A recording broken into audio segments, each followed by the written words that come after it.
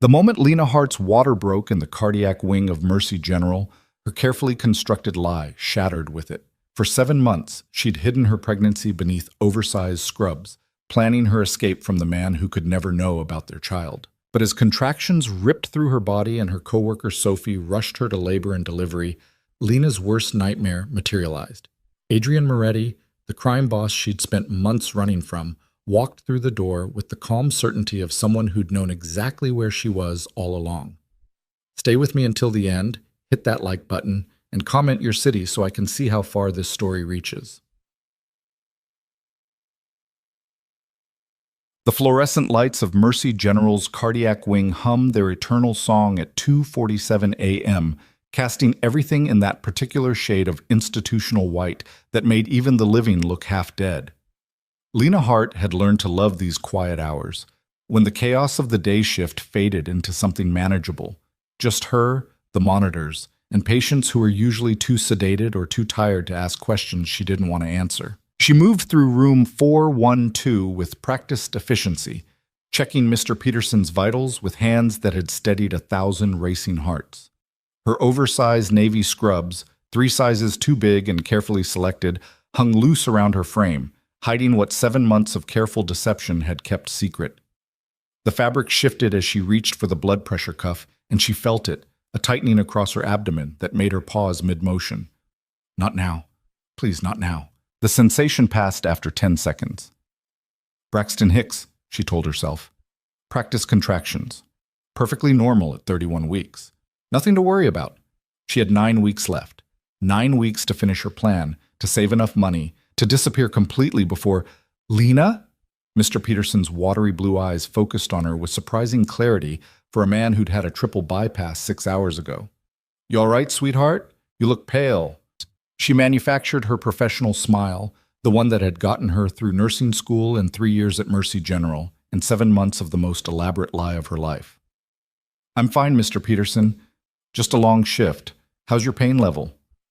3 out of 10. Not bad for someone who had his chest cracked open like a walnut. He attempted a weak grin. You sure you're okay? You've been good to me. If something's wrong... Everything's fine, Lena interrupted, her voice firmer than she intended. She gentled her tone. Really, now get some rest. Dr. Patel will be by in the morning. She escaped into the hallway before he could press further. The corridor stretched before her in both directions, empty except for the distant sound of someone's IV pump beeping an alert. Lena pressed her back against the cool wall, one hand unconsciously moving to her stomach beneath the concealing fabric of her scrubs. Survive 2 more months, she reminded herself. Just 2 more months. Then Vegas, the baby, Adrian Moretti, all of it becomes someone else's story. The name alone made her breath catch. Even thinking it felt dangerous, like summoning something dark and inevitable. Adrian Moretti, the man who'd ruined her life in the span of one perfect, terrible night 8 months ago. She could still remember every detail with the kind of clarity reserved for car accidents and natural disasters. The medical conference in Las Vegas that her hospital had paid for. The hotel bar where she'd gone to decompress after a particularly brutal panel on cardiac trauma protocols. The stranger with storm gray eyes who'd bought her a drink and asked intelligent questions about her work. The conversation that had flowed like water, natural and effortless. The first easy thing in her life since her engagement had imploded 6 months prior. She'd known it was reckless. She'd known it was stupid. She'd done it anyway. Gone up to his suite, let him touch her in ways that made her forget her own name, lost herself in pleasure that felt like rebellion and freedom, and everything. Her careful, controlled life had been missing. She'd left at dawn without waking him. No names exchanged, no numbers swapped, just a perfect, anonymous mistake she could tuck away and never think about again. Except 3 weeks later, when the test came back positive. And 4 weeks after that, when she'd been scrolling through news articles during a lunch break and seen his face. Adrian Moretti, alleged crime boss, expands territory into West Coast operations. The photograph had stolen her breath. Same storm gray eyes, same sharp jawline, same hands that had mapped every inch of her skin. But the caption beneath the photo had transformed her perfect mistake into something exponentially more dangerous. Words like organized crime and federal investigation and suspected ties to international trafficking had rewritten their entire encounter. Lena had thrown up in the staff bathroom. Then she'd made her plan. No one could know. Not her parents in Ohio. Not her coworkers. Definitely not Adrian Moretti, who operated in a world where children were leverage and complications were eliminated with terrifying efficiency. She would hide the pregnancy, save every penny from her paychecks, and the moment the baby was born, she would vanish. A new city, a new name, a new life where crime bosses couldn't reach her. It had worked for 7 months. 7 months of oversized scrubs and careful angles and claiming she'd gained weight from stress eating. 7 months of working brutal doubles to pad her escape fund. 7 months of... The contraction hit like a fist closing around her entire midsection. Lena gasped, one hand flying out to brace against the wall. This wasn't Braxton Hicks. This was different, deeper, more insistent. Pain radiated from her lower back around to her abdomen in a vice grip that made her vision blur at the edges. Breathe, she whispered to herself. Just breathe through it. The contraction peaked and held for 15 seconds. She counted them, nurses training overriding panic, before slowly releasing its grip. Lena sagged against the wall, her scrub top now damp with sweat. False labor. It had to be false labor. Stress could trigger it. She'd been on her feet for 11 hours straight. Her body was just protesting. She had 9 weeks left. The baby wasn't coming yet. The baby couldn't come yet. Lena? She looked up to find Sophie Chen standing 5 feet away, her best friend's dark eyes sharp with concern. Sophie worked the same cardiac wing, had started at Mercy General the same week as Lena, and possessed a bullshit detector that had survived 3 years of nursing school and countless hospital politics. Hey! Lena straightened, willing her face into neutral lines. What's up? Sophie's gaze traveled slowly from Lena's face to her white-knuckled grip on the wall rail. You look like you're about to pass out. What's wrong? Nothing, just tired. Lena. I'm fine, Soph, really. Sophie closed the distance between them in 3 strides. You've been fine for 7 months. You've been fine through weight gain you won't talk about, through refusing to go out for drinks, through wearing scrubs that could fit 2 of you. Her voice dropped. I'm not stupid, and I'm not blind. Lena's throat tightened. Sophie, how far along are you? The question landed like a bomb in the quiet hallway. For a moment, Lena considered maintaining the lie, but another contraction was building. She could feel it gathering in her lower back, and suddenly the weight of 7 months of secrets felt impossibly heavy. 31 weeks, she whispered. Sophie's eyes widened. 31, Jesus Christ, Lena. You've been working 12-hour shifts on a cardiac unit while 7 months pregnant? I needed the money. For what? Is someone after you? Are you in trouble? Yes, Lena thought. Yes, I'm in so much trouble you can't even imagine.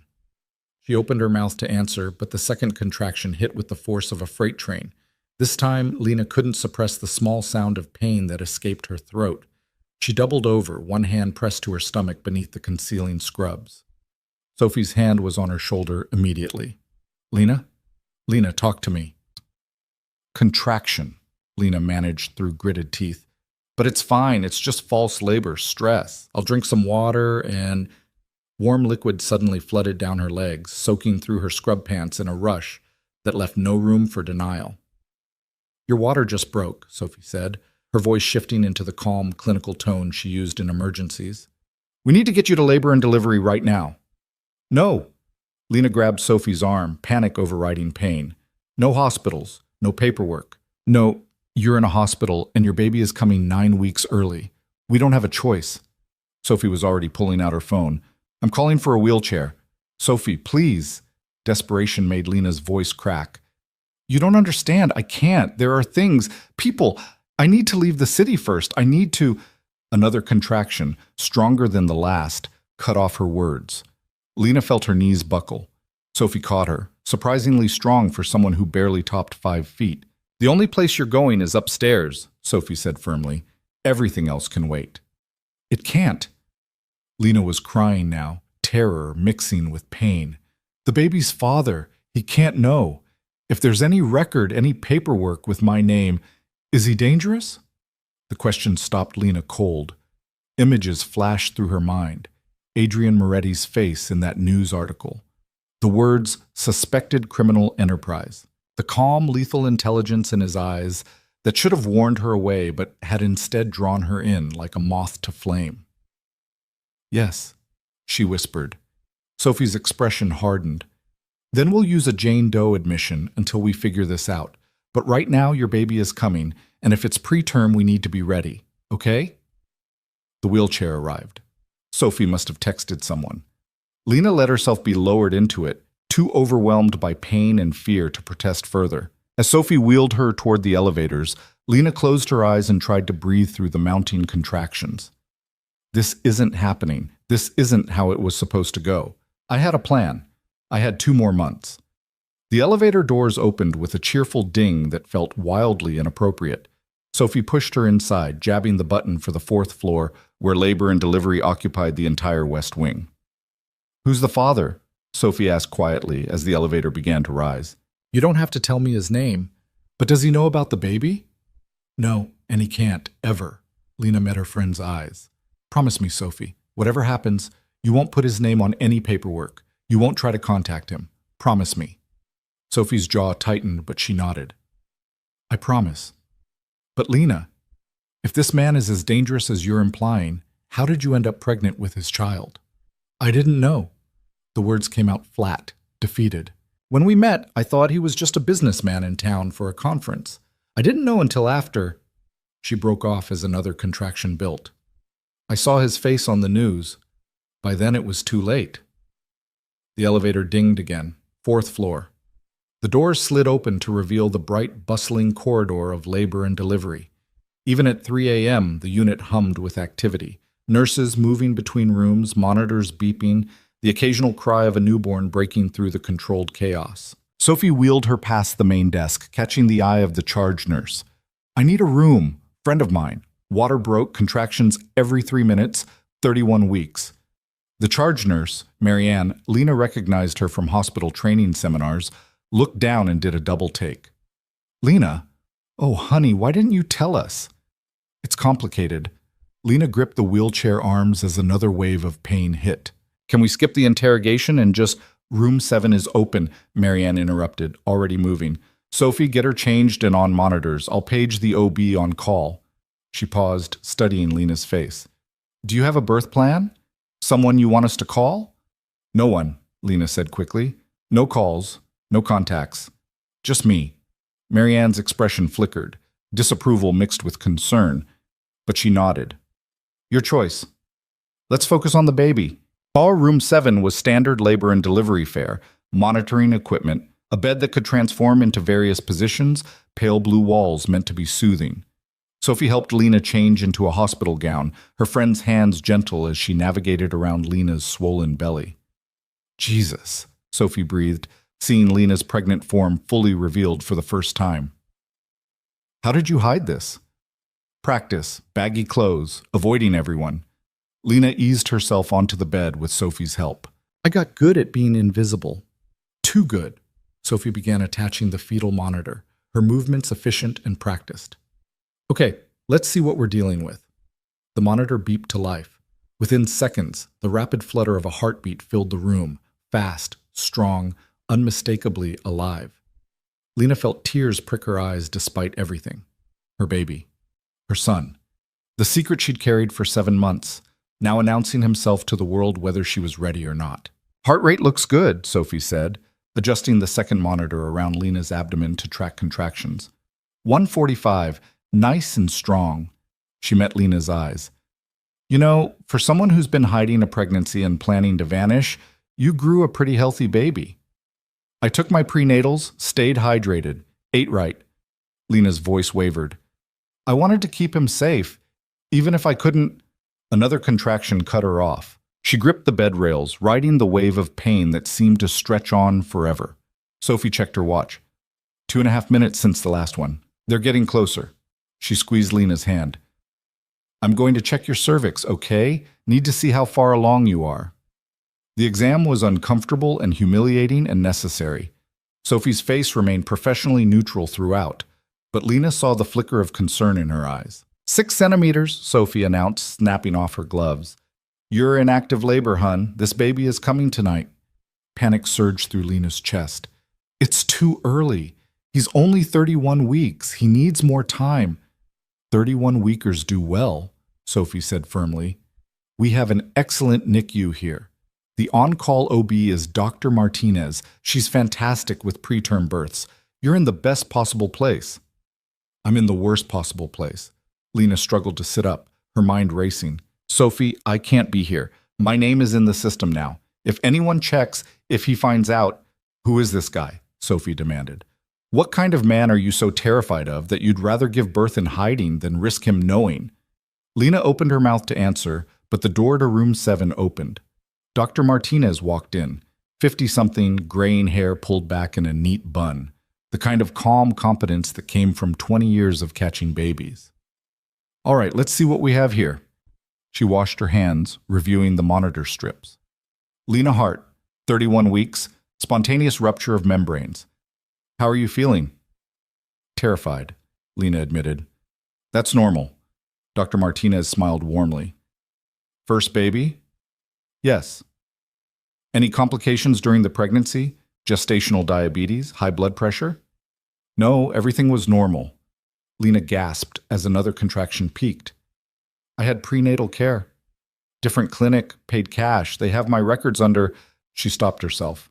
Giving false names to medical professionals was probably illegal. Dr. Martinez's expression sharpened. Under what name? Does it matter? Sophie interjected.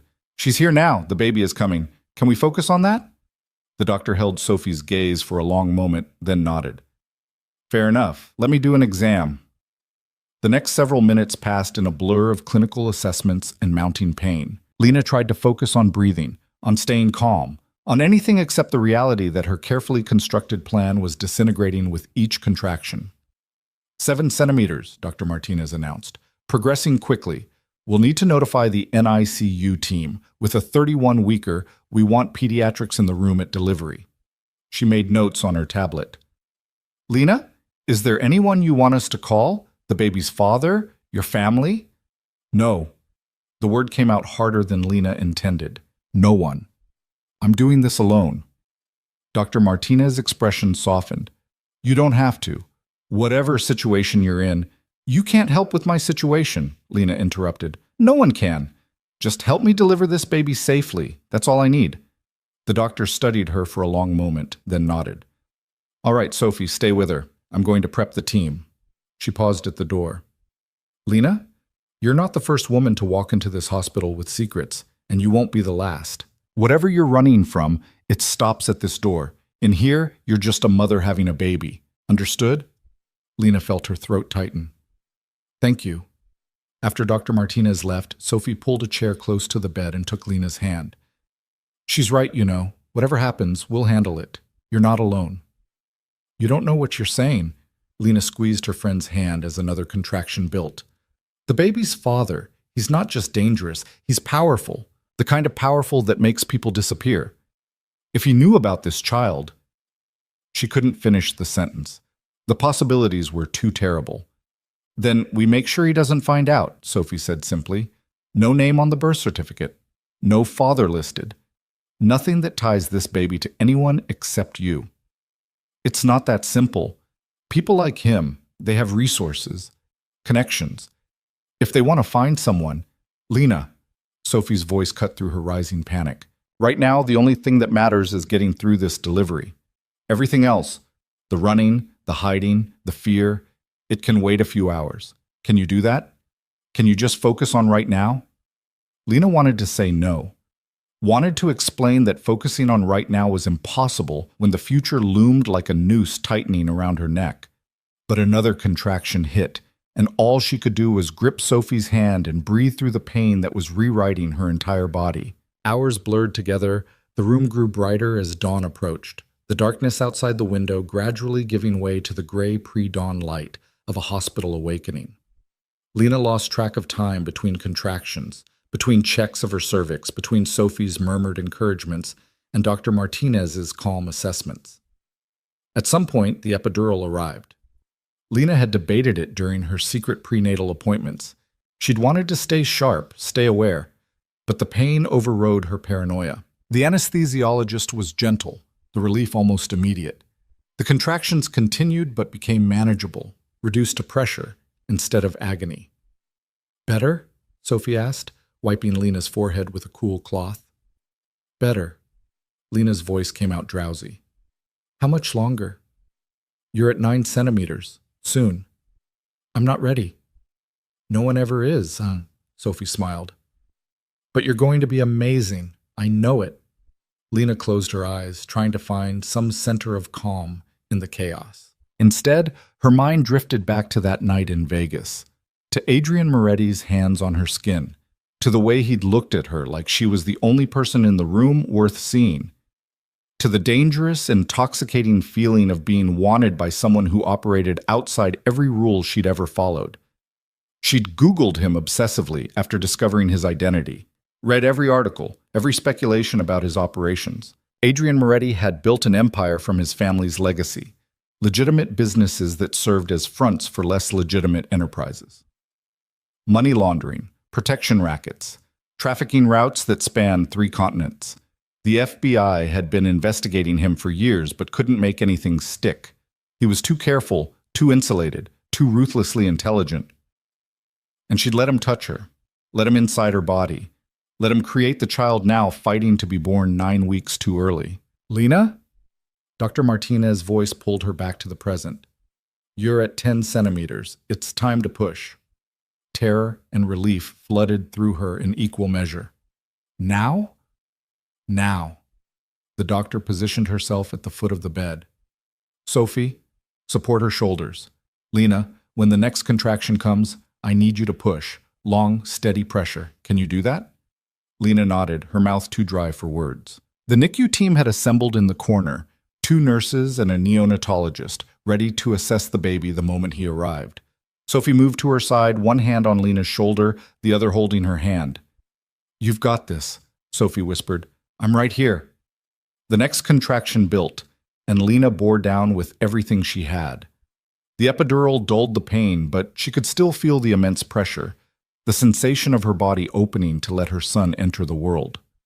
"Good, doctor," Martinez encouraged. "Again, big push." Lena pushed, and pushed, and pushed until her vision blurred and sweat poured down her face, and Sophie's voice became the only anchor keeping her tethered to reality. "The head's crowning," Dr. Martinez announced. "One more big push, and we'll have him." Lena gathered every ounce of strength left in her exhausted body and pushed.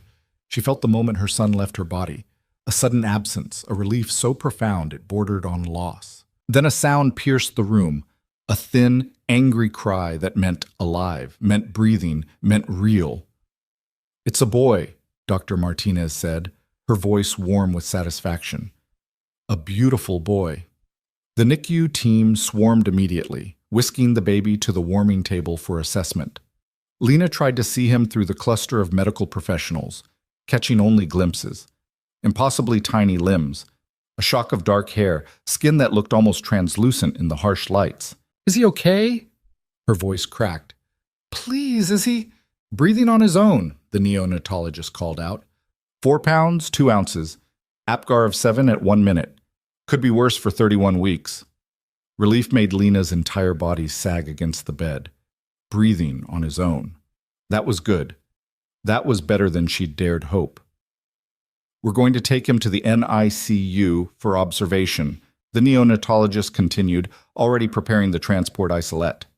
"Standard protocol for preemies, but he looks strong, Mom. You did good." "Can I—" Lena reached out one trembling hand. "Can I see him? Just for a second?" The team exchanged glances, then carefully brought the tiny bundle to her bedside.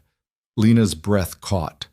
Her son, lay wrapped in hospital blankets, his eyes scrunched shut, his miniature fists waving in apparent outrage at the indignity of being born. But it was his face that made Lena's heart stop. Even premature, even impossibly small, she could see it, the sharp jawline, the shape of his eyes, the unmistakable stamp of genetics that proclaimed exactly who had fathered this child. He looked like Adrian Moretti. Not identical. He was too young, too unformed for that. But the resemblance was there, undeniable, a truth written in bone structure and DNA that no amount of running could erase. "Hi," Lena whispered, her vision blurring with tears. "Hi, baby. I'm your mom. Her voice broke. "I'm so sorry. I'm so sorry for all of it." "We need to take him now," one of the NICU nurses said gently. "You can visit as soon as you're recovered from delivery." They wheeled him away before Lena could protest. She watched the isolette disappear through the door, taking her son to a place of monitors and incubators and constant surveillance. Safe, but separate. Protected, but not with her. "He's beautiful," Sophie said softly. "Lena, he's perfect. He looks like his father." Lena closed her eyes against the tears. "Anyone who knows Adrian Moretti would see it. The resemblance it's too obvious." "Then it's good you're leaving the city," Sophie said. "By the time this baby is old enough for the resemblance to matter, you'll be long gone." Lena wanted to believe that. Wanted to believe she could still salvage her plan, could still disappear with her son before Adrian's network pieced together what had happened. "You did beautifully, Lena. Rest now." "You did beautifully, Lena. Rest now. We'll monitor you for a few hours, then move you to a postpartum room." "When can I see him again?" "Once you're settled. The NICU has visiting hours, but for mothers, it's pretty much any time." She made a final note on her tablet. "Have you thought about a name?"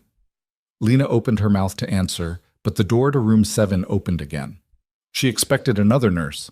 A hospital administrator, maybe, come to process paperwork. What she got instead made her heart stop completely.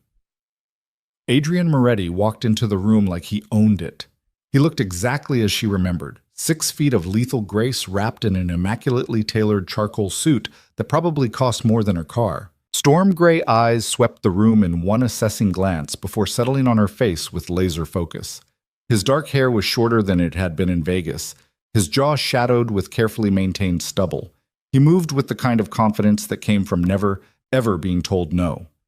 Behind him, 2 men in equally expensive suits took positions flanking the door. Security, enforcers. The kind of men whose job descriptions included words like eliminate threats. Yet every person in the room froze. "What?"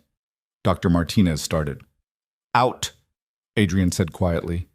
His voice was exactly as Lena remembered, smooth, cultured, with an edge of steel that made it clear this wasn't a request. "Everyone except Lena. Now." "This is a hospital," Dr. Martinez said sharply. "You can't just—" Adrian pulled something from his jacket, Lena couldn't see what, and handed it to the doctor. Dr. Martinez's expression went from angry to shocked to carefully neutral in the span of 3 seconds. "Of course," she said, her voice suddenly professional and distant. "We'll give you some privacy." She gestured to Sophie and the remaining nurse. "Let's step outside." "No," Lena's voice came out as a croak. "Sophie, don't." But Sophie was already being ushered toward the door, her face a mask of confusion and concern. She threw one last look over her shoulder. "Do you want me to call security?" But Lena could only shake her head. What would security do against a man who could walk into a hospital and clear a room with a single word? The door clicked shut, leaving Lena alone with Adrian Moretti and the wreckage of every plan she'd ever made. He stood at the foot of her bed, his hands in his pockets, his expression unreadable. "Hello, Lena." She couldn't breathe, couldn't think, couldn't do anything except stare at the man who could not be standing in this room. "How," she started. "Did I find you?" Adrian moved closer, his steps silent on the linoleum floor. "I've known where you were for 6 months, from the moment you started showing and had to change your buying patterns, from the moment you applied for extended leave starting in March, from the moment you started researching cities in the Midwest with good schools and low crime rates." He stopped beside her bed, looking down at her with those impossibly gray eyes. "Did you really think you could hide from me?" Terror crystallized into something sharp and cold in Lena's chest. "You've been watching me for months." "Protecting you," he corrected. "There's a difference." "Protecting," Lena's voice rose. "You've been stalking me, invading my privacy, tracking my every move." "You're carrying my child," Adrian interrupted, his voice still calm but with a note of steel beneath it. "What exactly did you expect me to do?" Let you disappear? Let my son be raised by a woman who thinks running and hiding is a viable life plan? He's not, but the lie died in her throat. Of course Adrian knew. Of course he'd had DNA tested somehow, maybe from a discarded coffee cup or a strand of hair. Men like him didn't leave things to chance. This baby is mine. You have no rights. I have every right.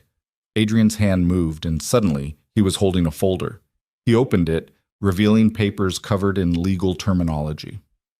This is a petition for paternity establishment, to be filed the moment I have a DNA sample from our son.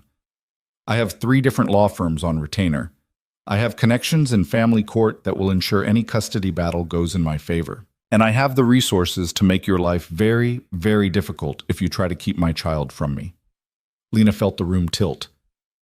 You can't. I won't let you. You don't have a choice. Adrian set the folder on the bedside table. But I'm not here to threaten you, Lena. I'm here to offer you a deal. I don't want anything from you. You want your son safe. So do I. He pulled up a chair, the same one Sophie had occupied, and sat down, bringing himself to eye level with her. I know what you think of me. I know what you've read. And I won't insult your intelligence by claiming I'm a saint. But I'm a father, and that changes everything. You don't even know him. I will. Something flickered in Adrian's expression, something that might have been longing or might have been calculation. Where is he now? NICU. He's premature. 4 weeks early because I've been so stressed about... She stopped herself, but Adrian's slight smile suggested he'd filled in the blanks. Stressed about me, he finished. Ironic, since if you'd come to me when you first found out, I could have provided the best prenatal care money could buy. Private doctors. No stress. No working 12-hour shifts while 7 months pregnant. His voice hardened. What were you thinking? I was thinking I didn't want my child raised in a world where people disappear and the FBI investigates your family business. Lena pushed herself up higher in the bed, ignoring the sharp protest from her exhausted body.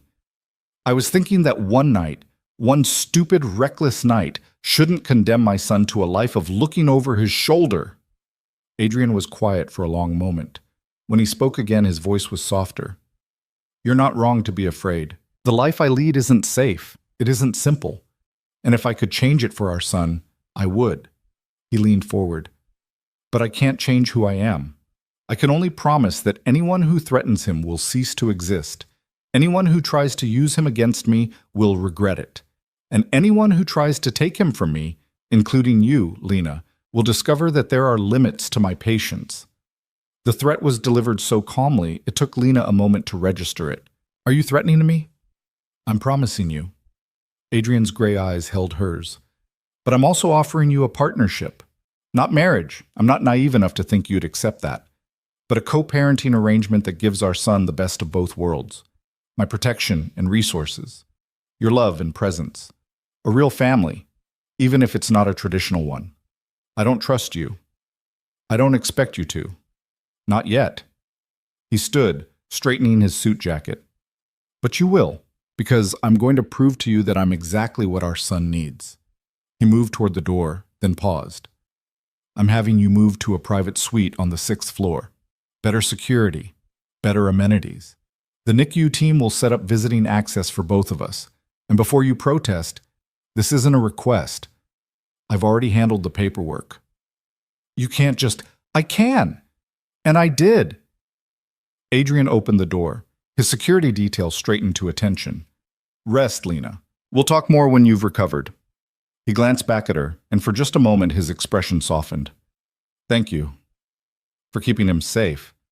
For carrying him even when you were terrified. For being stronger than you had any right to be. I mean that. Then he was gone, leaving Lena alone in a delivery room that suddenly felt impossibly small. She stared at the closed door, her mind reeling. Adrian had known. For months, he'd known exactly where she was, what she was planning, and he'd simply waited, watched, protected from the shadows while she'd convinced herself she was in control. The folder lay on the bedside table like a ticking bomb. Lena reached for it with shaking hands, flipping through pages of legal jargon that all pointed to one inescapable conclusion. Adrian Moretti had no intention of letting her disappear with their son. A knock on the door made her jump. Sophie slipped inside, her eyes wide. Was that who I think it was? Adrian Moretti? Lena's voice sounded hollow to her own ears. The baby's father. Sophie sank into the chair Adrian had vacated. Jesus Christ, Lena. When you said powerful and dangerous, I was thinking like a corrupt politician or something, not... She gestured helplessly at the door. Not that. I didn't know. When we met, I didn't know. But he knows now. And he just walked into a hospital and cleared a room like he owned the place. What are you going to do? Lena looked down at the folder in her lap, at the papers that spelled out exactly how little control she had left, at the reality that her son, her beautiful, premature, impossibly small son, was now caught between a mother who wanted to protect him and a father who had the resources to claim him. I don't know, she whispered. I honestly don't know. The private suite on the 6th floor looked nothing like a hospital room. Lena stood in the doorway 2 hours later, still wearing her hospital gown under a borrowed robe, and tried to process what she was seeing. Crown molding traced the ceiling. Hardwood floors gleamed beneath recessed lighting. The bed, an actual bed, not a hospital contraption, sat against one wall draped in Egyptian cotton sheets. A sitting area occupied the corner.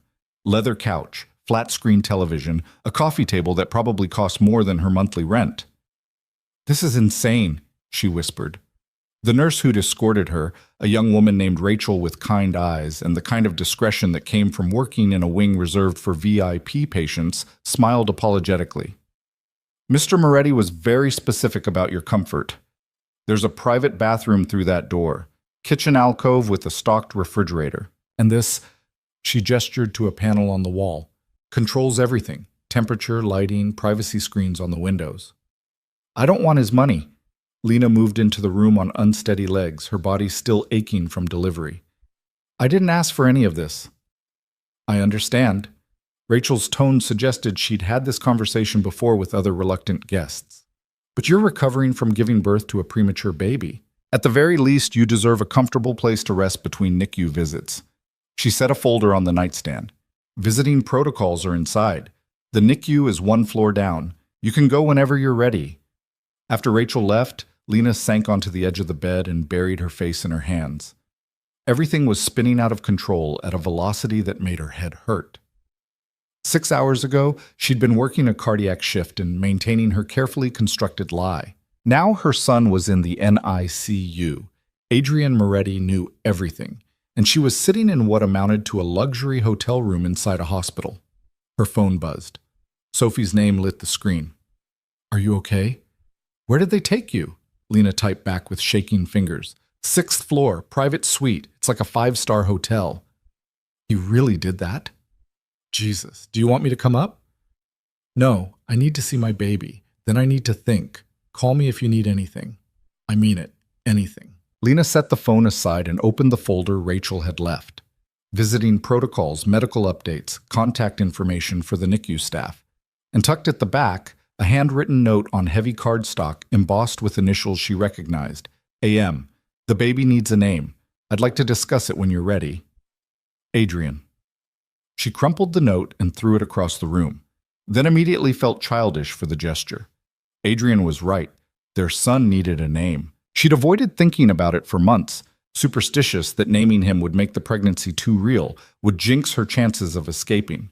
Now she had no choice. 20 minutes later, after forcing herself into a fresh hospital gown and pulling her hair into something resembling order, Lena made her way to the elevator. The 5th floor NICU occupied the entire east wing, accessed through security doors that required badge access. She pressed the intercom. Name and relationship to patient? A voice crackled through the speaker. Lena Hart. I'm here to see my son. He was admitted this morning. 4 pounds, 2 ounces, 31 weeks. A pause, then, come in, Ms. Hart. Room 3. The doors clicked open.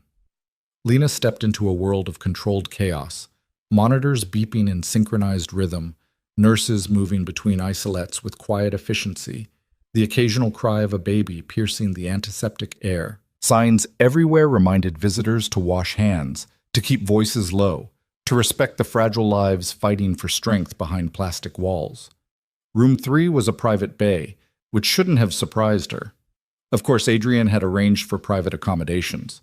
Of course, he'd ensured their son wouldn't be in the general NICU population where anyone could see him. Her baby lay in an isolette under warming lights, his tiny chest rising and falling with reassuring regularity. Someone, the NICU staff probably, had put a blue knit cap on his head and wrapped him in a blanket covered in tiny elephants. IV lines snaked from one impossibly small hand. Monitor leads dotted his chest beneath the blanket. Lena felt her knees go weak. "Ms. Hart?" A woman in scrubs approached, African-American, maybe 40, with warm eyes and the competent air of someone who'd spent years in neonatal care. Her badge read, Dr. Nicole Porter, Neonatology. "I'm Dr. Porter. I've been overseeing your son's care since admission." "How is he?" Lena's voice cracked. "Please tell me he's okay." "He's doing remarkably well for a 31-weeker. Dr. Porter pulled up his chart on a nearby tablet. "Breathing entirely on his own. No respiratory support needed, which is excellent. Heart rate steady. We've got him on IV fluids and monitoring his blood sugar, but so far, no complications. He's a fighter." Relief made Lena sag against the isolette. "Can I touch him?" "Absolutely. Wash your hands at that sink, then you can reach through the portals." Dr. Porter demonstrated, sliding her hands through the circular openings in the isolette's side. Skin-to-skin contact is important for preemies. It helps regulate their temperature and heart rate. Lena scrubbed her hands until they were pink and raw, then carefully slid her fingers through the portals. Her son's skin felt impossibly soft, delicate as tissue paper over fragile bones. She rested one hand on his chest, feeling the flutter of his heartbeat against her palm. "Hi, baby," she whispered. "I'm here. Mama's here." His eyes remained closed, but one tiny hand curled reflexively around her finger. The gesture was so small, so trusting, that Lena felt tears spill down her cheeks. "He needs a name," Dr. Porter said gently. "For the records. We've been calling him Baby Boy Hart, but Luca." The name came out before Lena could second-guess it. She'd been carrying it in the back of her mind for months, afraid to speak it aloud. "Luca James Hart." Dr. Porter smiled. "That's a beautiful name. I'll update the records." Lena stayed there for an hour, her hand resting on Luca's chest, watching him breathe. Every rise and fall of his tiny ribcage felt like a miracle. Every flutter of his eyelids beneath closed lids made her heart clench. He was real. He was here. And despite everything, despite Adrian's intrusion, despite her shattered plans, he was hers. The sound of the door opening made her look up. She expected a nurse. Instead, Adrian Moretti walked into the NICU bay like he belonged there, carrying 2 cups of coffee and wearing an expression that managed to be both cautious and determined. "You shouldn't be here," Lena said, her voice low but sharp. "He's my son." Adrian set one coffee cup on the nearby counter and kept the other, his gray eyes fixed on the isolette. "I have every right to be here." "You have rights because you threatened me with lawyers and custody battles." "I stated facts." Adrian moved closer, his gaze still on Luca. "There's a difference." He was quiet for a moment, just staring at the tiny figure under the warming lights. When he spoke again, his voice was softer. "He's so small. He's premature. Because I've been stressed out of my mind for months." Lena withdrew her hand from the isolette, suddenly defensive. If I'd stayed away, you would have given birth in some random city with no support system and no resources." Adrian finally looked at her. "At least here, he has the best medical care available. He has me making sure every possible complication is handled before it becomes a problem. He has a father who operates outside the law and builds empires on violence," Lena interrupted. "Yes, what a gift." Adrian's jaw tightened. "You don't know anything about my life. I know what the FBI says about your life. I know what the news reports. You know headlines and speculation." He set his coffee down with controlled precision. "But you don't know me. You don't know that I've been building legitimate businesses for 5 years specifically, so I could transition out of my family's traditional operations. You don't know that I've used my connections to shut down human trafficking routes that the authorities couldn't touch. You don't know. He stopped, visibly reining himself in. But you're right. I'm not a saint. I've done things that would horrify you. I've made choices that can't be unmade. But I'm also a father now, and that means something. Lena studied his face, looking for the lie. But all she saw was a complicated truth. This man was dangerous, yes. Criminal, probably. But standing in a NICU bay staring at his premature son, he looked almost human. You named him, Adrian said, reading the card on the isolette. Luca. Luca James Hart, Lena confirmed. My last name. For now. Adrian didn't argue the point, which surprised her. It's a good name. Strong. He's not going to be part of your world, Lena said, her voice hardening again. Whatever arrangement you think we're going to have, he doesn't get raised around criminals and violence and whatever else you do. Agreed. She blinked. What? I said agreed. Adrian moved to the isolette, his hands hovering over the portals before he seemed to think better of it. I want better for him than what I had. I want him to have choices I never got, and that means keeping him separate from the darker aspects of my life. He glanced at her. But it doesn't mean I walk away.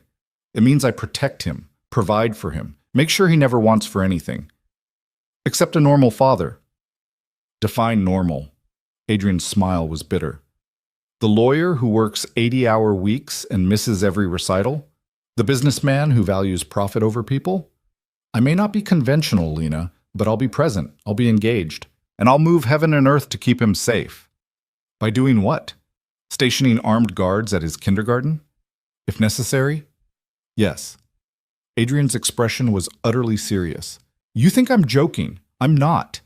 Anyone who threatens my son becomes a problem that gets solved. Permanently. Lena felt cold dread settle in her stomach. You can't just kill people who... I can do exactly that. Adrian's voice remained calm, matter-of-fact. I won't apologize for being what I am, but I will promise that Luca will never see it. He'll never know the details of how threats are handled. He'll just know he's safe. That's not good enough. It's all I can offer. Adrian finally slid his hands through the isolette portals, his movement surprisingly gentle as he touched Luca's tiny foot. I know you wanted to run. I know you had plans for a different life. But running doesn't work, Lena. Not for me. Not with my son.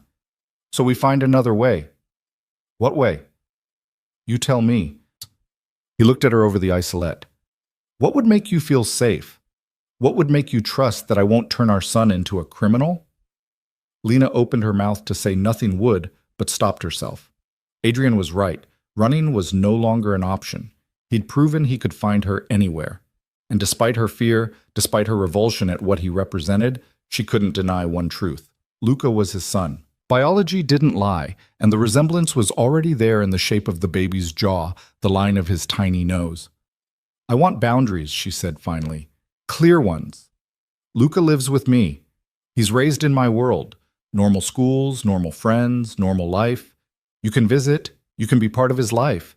But the moment I think he's being exposed to danger, I'm gone. And you won't stop me. I can agree to most of that. Adrian's thumb traced gentle circles on Luca's foot. But if you're gone, so is my protection. And trust me when I say you need it more than you know. Why? Who would threaten a baby? People who want leverage over me. Adrian withdrew his hands from the isolette, his expression darkening. Rivals who'd see our son as a weakness to exploit. I have enemies, Lena. Powerful ones.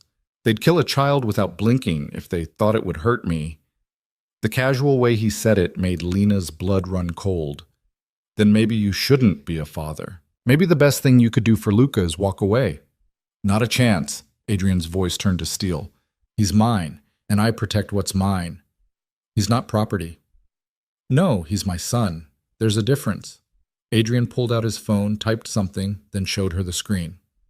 This is the security detail I've assigned to this hospital. 8 men, rotating shifts.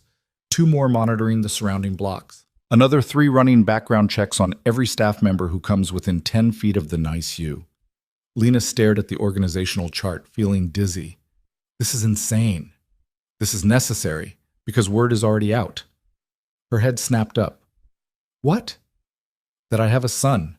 that there's a new weakness in the Moretti Empire. Adrian pocketed his phone. I've been getting calls since this morning.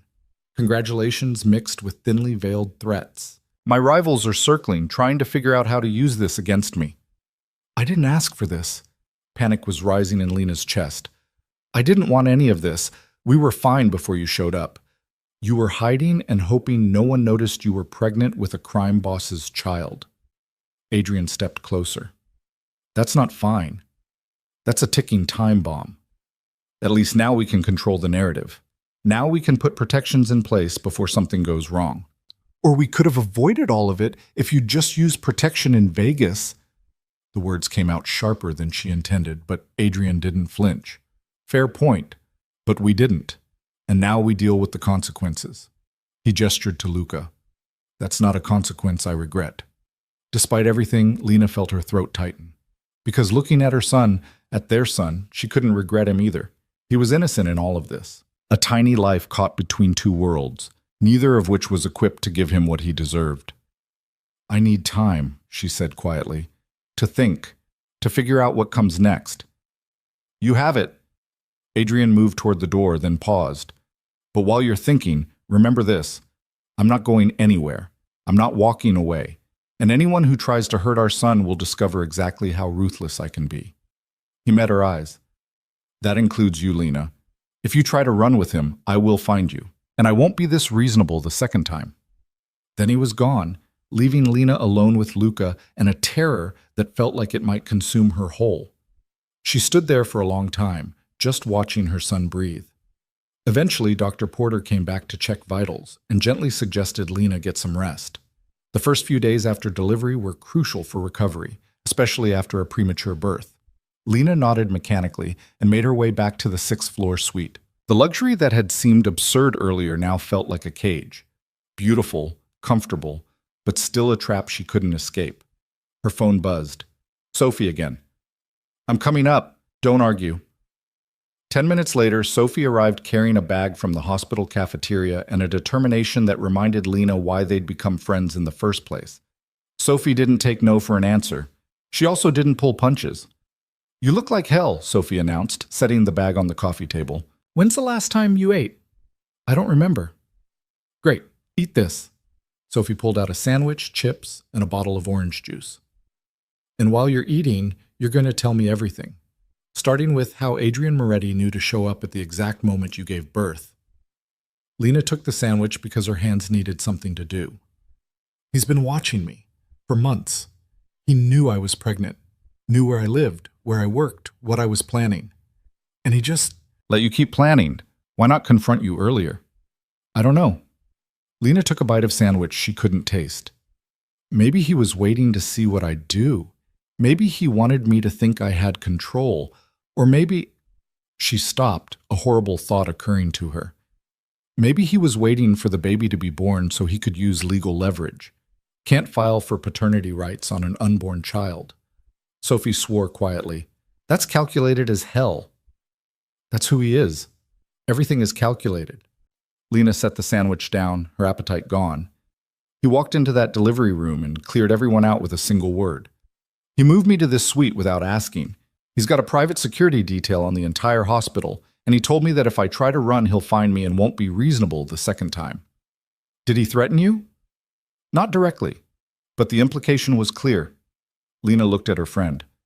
I'm trapped, Sophie. I thought I had options, but I don't. He's too powerful, too connected. And now everyone knows he has a son, which means Luca is already a target. Target for what? People who want leverage over Adrian, rivals, enemies. Lena's voice shook. He said they'd kill a child without blinking if it would hurt him, and I believe it. This is the world I've brought my son into. Sophie was quiet for a moment, processing. Then she reached across and took Lena's hand. Okay, so running isn't an option. What else do you have? Adrian offered a co-parenting arrangement. Luca lives with me, normal life. But Adrian gets visitation and provides protection. Lena laughed bitterly. Like that's a real choice. Accept his help or risk our son getting killed by his enemies. It's still a choice, Sophie said carefully. You could refuse. Take your chances. Try to disappear anyway. With what money? What resources? Lena pulled her hand away. I have maybe 15,000 saved. That's supposed to cover moving costs, first and last month's rent, setting up a new life. What happens when it runs out? What happens when I need formula or diapers or medical care for a preemie? What happens when Adrian's people find me anyway and I've burned the only bridge that might keep Luca safe? So you're going to accept his deal? I don't see another option. The admission felt like defeat. He wins. He gets his son, and I get to pretend I have any control over how my child is raised. Sophie leaned back against the couch cushions. For what it's worth, I saw him in that NICU. He looked at that baby like, she paused, searching for words, like he'd burned the world down to keep him safe. That's not nothing. It's also terrifying. Lena closed her eyes. The same ruthlessness he'd used to protect Luca is the same ruthlessness that makes him dangerous. You can't separate the two. Maybe not, but you can use it. Sophie's voice took on a strategic edge. He wants his son safe and happy. That gives you leverage, set boundaries, make demands. He won't like it, but if you frame it as what's best for Luca, he might actually listen.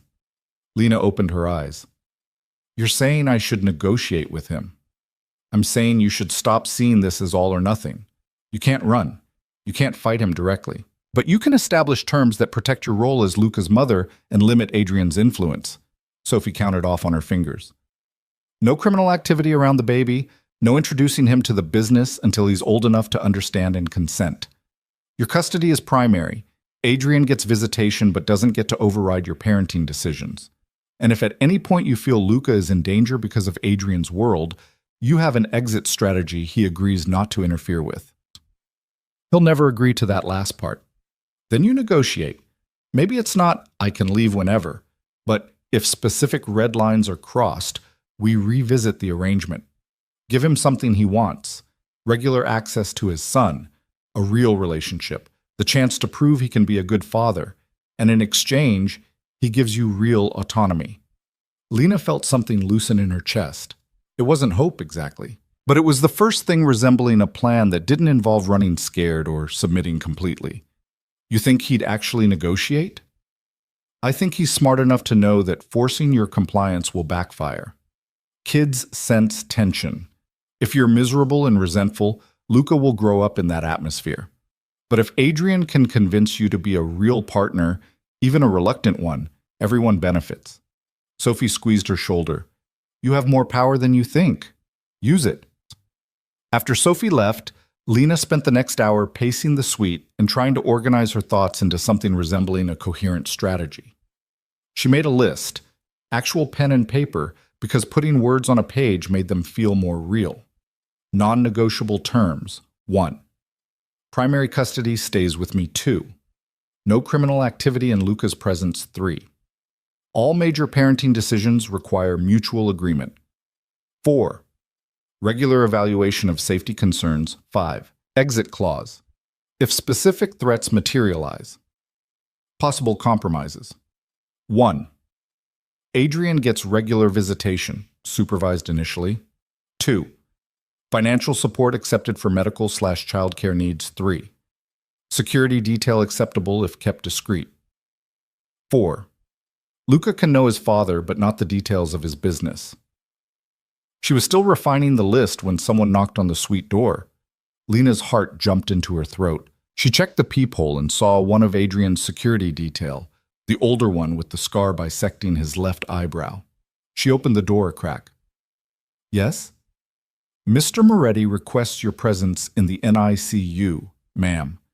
There's been a development with your son. Terror flooded through her. What kind of development? Is he okay? He's stable, but Mr. Moretti felt you should be informed immediately. The man's expression was professionally neutral. I can escort you down. Lena grabbed her robe and followed him to the elevator, her mind racing through worst-case scenarios. Infection, respiratory distress, bleeding in the brain, all the complications that could strike premature babies without warning. The NICU was even quieter than before. Most of the overhead lights had been dimmed for night, leaving only the glow of monitors and warming lights to illuminate the space. Adrian stood outside Luca's bay talking to Doctor. Porter, his posture tense in a way that made Lena's stomach drop. "What happened?" she demanded, not bothering with pleasantries. "Is he okay?" Dr. Porter turned with a reassuring smile. "Luca is fine. Vitals are stable. This is actually good news." She gestured for them to follow her into the bay. "He's ready for skin-to-skin contact, kangaroo care. It's one of the best things you can do for a preemie's development." Relief made Lena's knees weak. "That's the development? He's okay?" "Better than okay. He's thriving." Dr. Porter began preparing the space, lowering the lights further and adjusting the isolette. "We usually wait a few days for 31 weekers, but Luca's been so stable we're comfortable starting now. It helps regulate temperature, heart rate, and promotes bonding. Both parents can participate if—" "I'll go first," Lena interrupted, not looking at Adrian. Dr. Porter nodded. "Of course. Let me show you how to position yourself." For the next 20 minutes, Lena learned the delicate process of kangaroo care. How to cradle Luca against her bare chest. How to support his head. How to monitor his breathing and temperature. When the nurse finally settled him against her skin, Lena felt something profound shift inside her chest. He was so warm, so impossibly tiny and perfect. His little fists curled against her collarbone, and she could feel every breath he took, every beat of his hummingbird heart. Tears streamed down her face unchecked. "Hi, baby," she whispered. "I've got you. Mama's got you." Adrian stood a few feet away, watching with an expression Lena couldn't quite read. When Dr. Porter suggested he prepare for his turn, Lena felt a spike of possessiveness. "I'm not done yet," she said. "You can have 30 minutes each," Dr. Porter said gently. "Luca benefits from bonding with both parents." Lena wanted to argue, but the truth was undeniable. Luca needed his father. Biology didn't care about her feelings. So after her 30 minutes ended, she carefully transferred their son to Dr. Porter's experienced hands and watched as Adrian stripped off his suit jacket and dress shirt. He was built like someone who understood violence intimately. Lean muscle and old scars that told stories Lena probably didn't want to hear. He settled into the chair with surprising grace, and when Dr. Porter placed Luca against his chest, Adrian's entire demeanor transformed. The ruthless crime boss disappeared. In his place was just a man holding his newborn son for the first time, looking absolutely terrified. "Support his head," Dr. Porter instructed. "That's it, just like that." Adrian's large hands dwarfed Luca's tiny body. He held him with a reverence Lena hadn't expected, his expression raw with something that might have been wonder, or might have been fear, or might have been both. "He's so small," Adrian said again, his voice barely above a whisper. "He'll grow." Dr. Porter smiled. "You're doing great." Lena watched from the doorway, her emotions a tangled mess. Part of her hated seeing Adrian with Luca, hated the easy way the staff treated him like he belonged there. But another part, a part she didn't want to acknowledge, saw the genuine emotion on his face and couldn't deny it was real. Adrian looked up and caught her staring. "Come here." It wasn't a command exactly, but it wasn't a request either.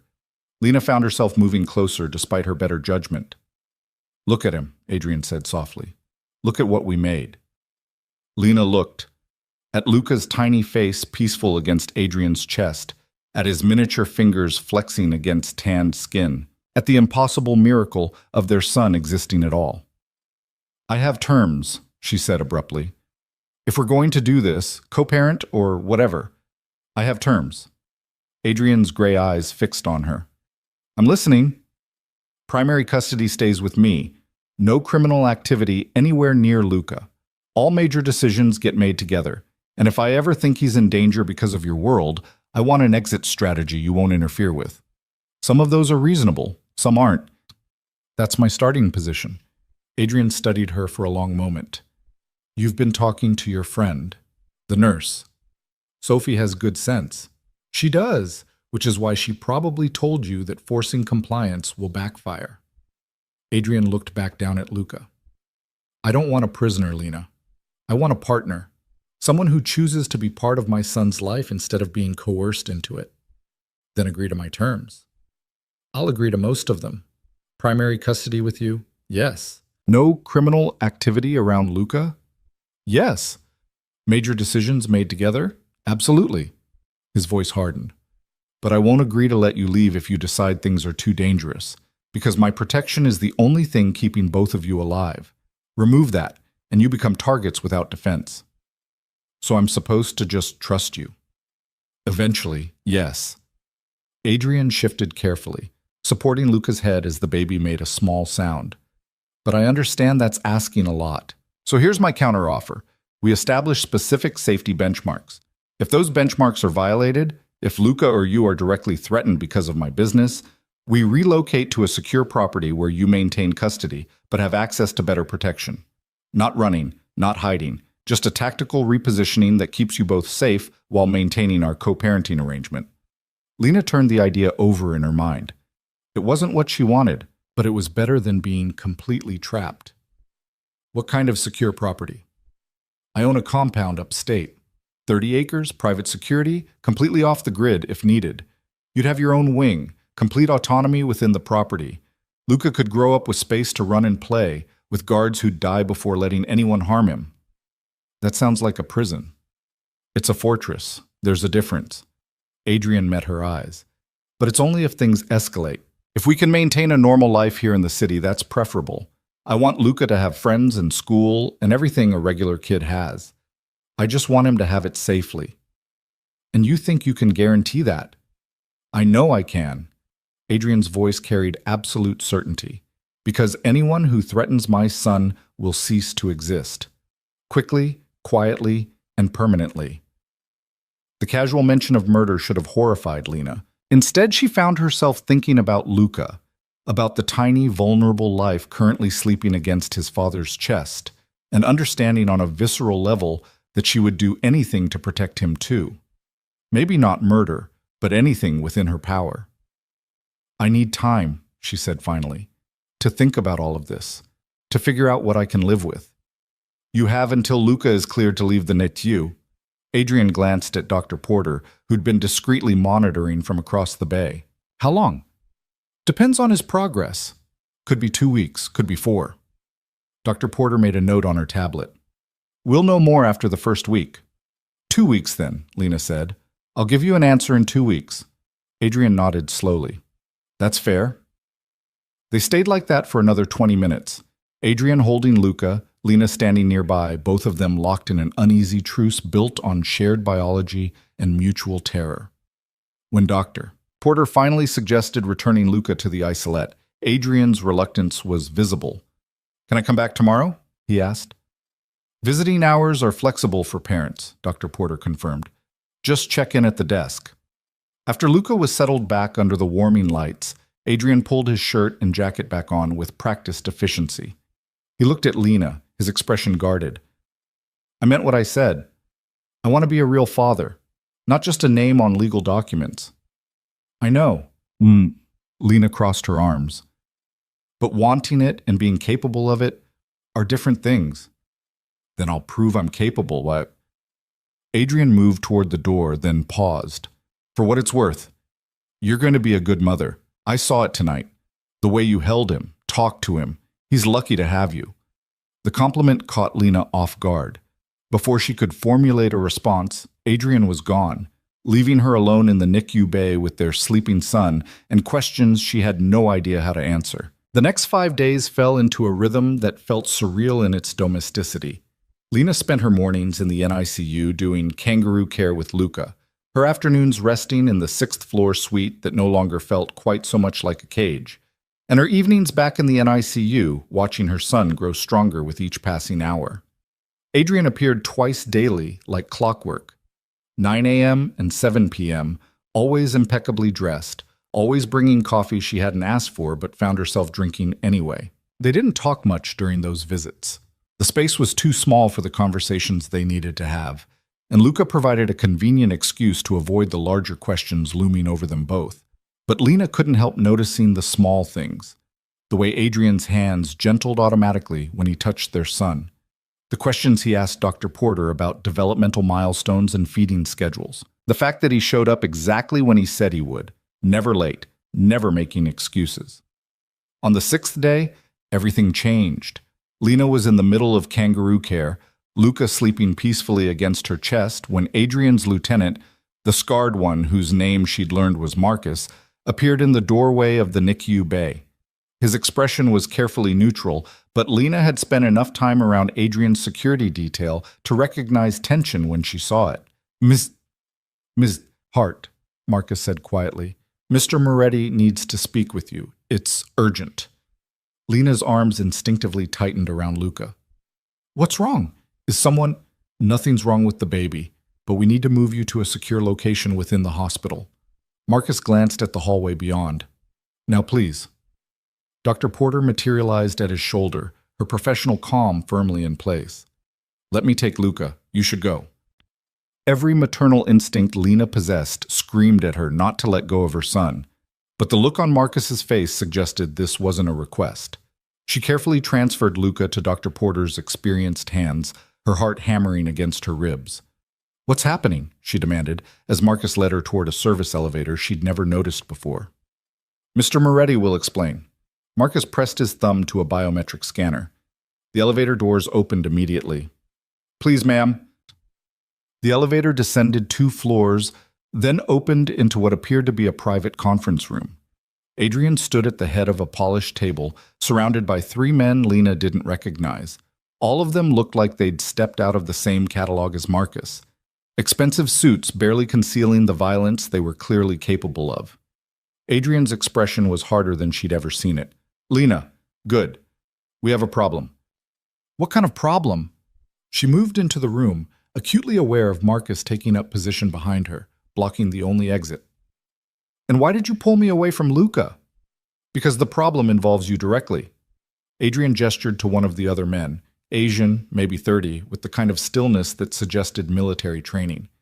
This is James Chen. He runs my intelligence operations. James, tell her what you told me. James pulled out a tablet and set it on the table. The screen showed surveillance footage of the hospital's main entrance. Lena watched as a black SUV pulled up to the curb and 3 men climbed out. They moved with purpose toward the automatic doors. These men arrived 40 minutes ago, James said, his voice clipped and professional. They asked about recent admissions to the NICU. Specifically, they were looking for information about baby boy Hart. Lena felt the blood drain from her face. Who are they? Associates of the Volkov Bratva, Adrian said flatly. Russian organized crime. They've been trying to muscle into my territory for the past year. Apparently they've decided my son is an opportunity they can't pass up. Opportunity for what? Leverage. Adrian's jaw tightened. They know I won't negotiate if they simply threaten my business interests. But a child, that's a different kind of pressure. The room tilted slightly. Lena gripped the edge of the conference table. They're here for Luca? In the hospital? They were. James swiped to another image, this one showing the same 3 men being escorted out by hospital security. Our people intercepted them before they could access the 5th floor. They claimed to be lost, looking for a friend in oncology, but the story doesn't hold up. They were surveilling, Marcus added from behind Lena. Testing our response time, gauging our security presence. Adrian moved around the table until he was directly in front of Lena. This is what I meant when I said you need my protection. These people don't care that Luca is an infant. They don't care that you're uninvolved in my business. All they see is a weakness they can exploit. So what do we do? Lena's voice came out smaller than she intended. Call the police? File a report? The police can't help with this. Adrian's tone gentled slightly. But I can. I'm moving both of you out of Mercy General tonight. There's a private medical facility upstate, discreet, secure, with a NICU that rivals anything in the city. Dr. Porter and her team are being offered very generous contracts to continue Luca's care there. You can't just move an entire NICU team. I can do exactly that. Adrian pulled out his phone and showed her what appeared to be architectural plans. The facility has been under construction for 8 months. It was supposed to be a recovery center for high-profile clients. I'm repurposing it. Lena stared at the plans, at the compound that looked more like a fortress than a hospital. How long have you been planning this? Since the moment I found out you were pregnant. Adrian's honesty was almost worse than a lie. I knew eventually there would be threats. I wanted to be prepared. This is insane. You're talking about uprooting our lives because some Russians showed up asking questions. They didn't just show up asking questions. James tapped his tablet again. New footage appeared, this time showing one of the men lingering near the emergency exit on the 5th floor, clearly photographing the security setup. They were conducting reconnaissance. That means they're planning something. And I'm not waiting around to find out what. Lena looked at Adrian, searching his face for any sign this was an overreaction. But all she saw was cold calculation and the kind of protective fury that would absolutely burn the world down if it meant keeping Luca safe. "I need to see him," she said abruptly. "Before we go anywhere, I need to see my son." "Of course," Adrian nodded to Marcus. "Escort her back to the NICU. Full detail. No one gets within 10 feet of her or the baby." The trip back to the 5th floor took on a surreal quality. Marcus and 2 other security personnel flanked Lena like she was a head of state, their eyes constantly scanning the corridors for threats. When they reached the NICU, Dr. Porter was waiting with Luca, already prepared in a transport isolette. "I heard," Dr. Porter said quietly, "about the relocation." "You're really willing to move your entire practice upstate?" Lena couldn't keep the disbelief from her voice. "Mr. Moretti is paying me 3 times my current salary and funding a research wing I've wanted for 5 years." Dr. Porter's expression was complicated, pragmatic acceptance mixed with something that might have been excitement. "And honestly, if there are people targeting this baby, I'd rather treat him somewhere with better security. I've seen what happens when hospital security fails." Lena wanted to argue, but Luca chose that moment to wake up and start fussing. She reached through the isolette portals automatically, letting him grip her finger with his tiny fist. "We're moving, baby," she whispered. "Somewhere safer. Somewhere they can't reach you." Over the next 3 hours, Lena watched Adrian's operation unfold with military precision. A convoy of 3 black SUVs arrived at a private entrance she hadn't known existed. Dr. Porter, 2 NICU nurses, and a neonatologist piled into the first vehicle, along with enough medical equipment to stock a small hospital. Luca traveled in the second SUV, his transport isolette secured with the kind of care usually reserved for explosives. Lena rode in the third vehicle with Adrian and Marcus, watching the city lights fade as they headed north into darkness. "Where exactly are we going?" she asked when they'd been driving for 30 minutes. "Westchester County, about 90 minutes from the city." Adrian was working on his laptop, fingers flying across the keyboard with practiced efficiency. "The property sits on 30 acres, main house, guest house, medical wing, security barracks, everything we need." "Security barracks? How many people are you employing?" 15 on rotation, former military mostly, a few with specialized medical training. He glanced up from his screen. "You'll have your own wing in the main house. 3 bedrooms, private kitchen, living area. Completely separate from my space." "How generous. A gilded cage with room service." "It's not a cage." Adrian closed his laptop. "There's a library, a gym, walking trails through the woods. In a few months, when Luca's stronger, there's a nursery I had designed specifically for him. Natural light, safe toys, everything at proper developmental height." Lena turned to stare at him. "You had a nursery designed before he was even born?" "I like to plan ahead." "That's not planning. That's obsession." "Call it what you want." Adrian's voice remained level. "But that nursery will keep him safer than anything you could have provided on a nurse's salary in whatever random city you were planning to disappear to." The barb hit home. Lena looked away, watching trees flash past the tinted windows. He was right, of course. Her plan had been desperate and poorly thought out, but it had been hers. Now even that illusion of control was gone. They arrived at the compound just after 11 p.m. Security gates opened automatically as their convoy approached, revealing a winding driveway that cut through dense forest.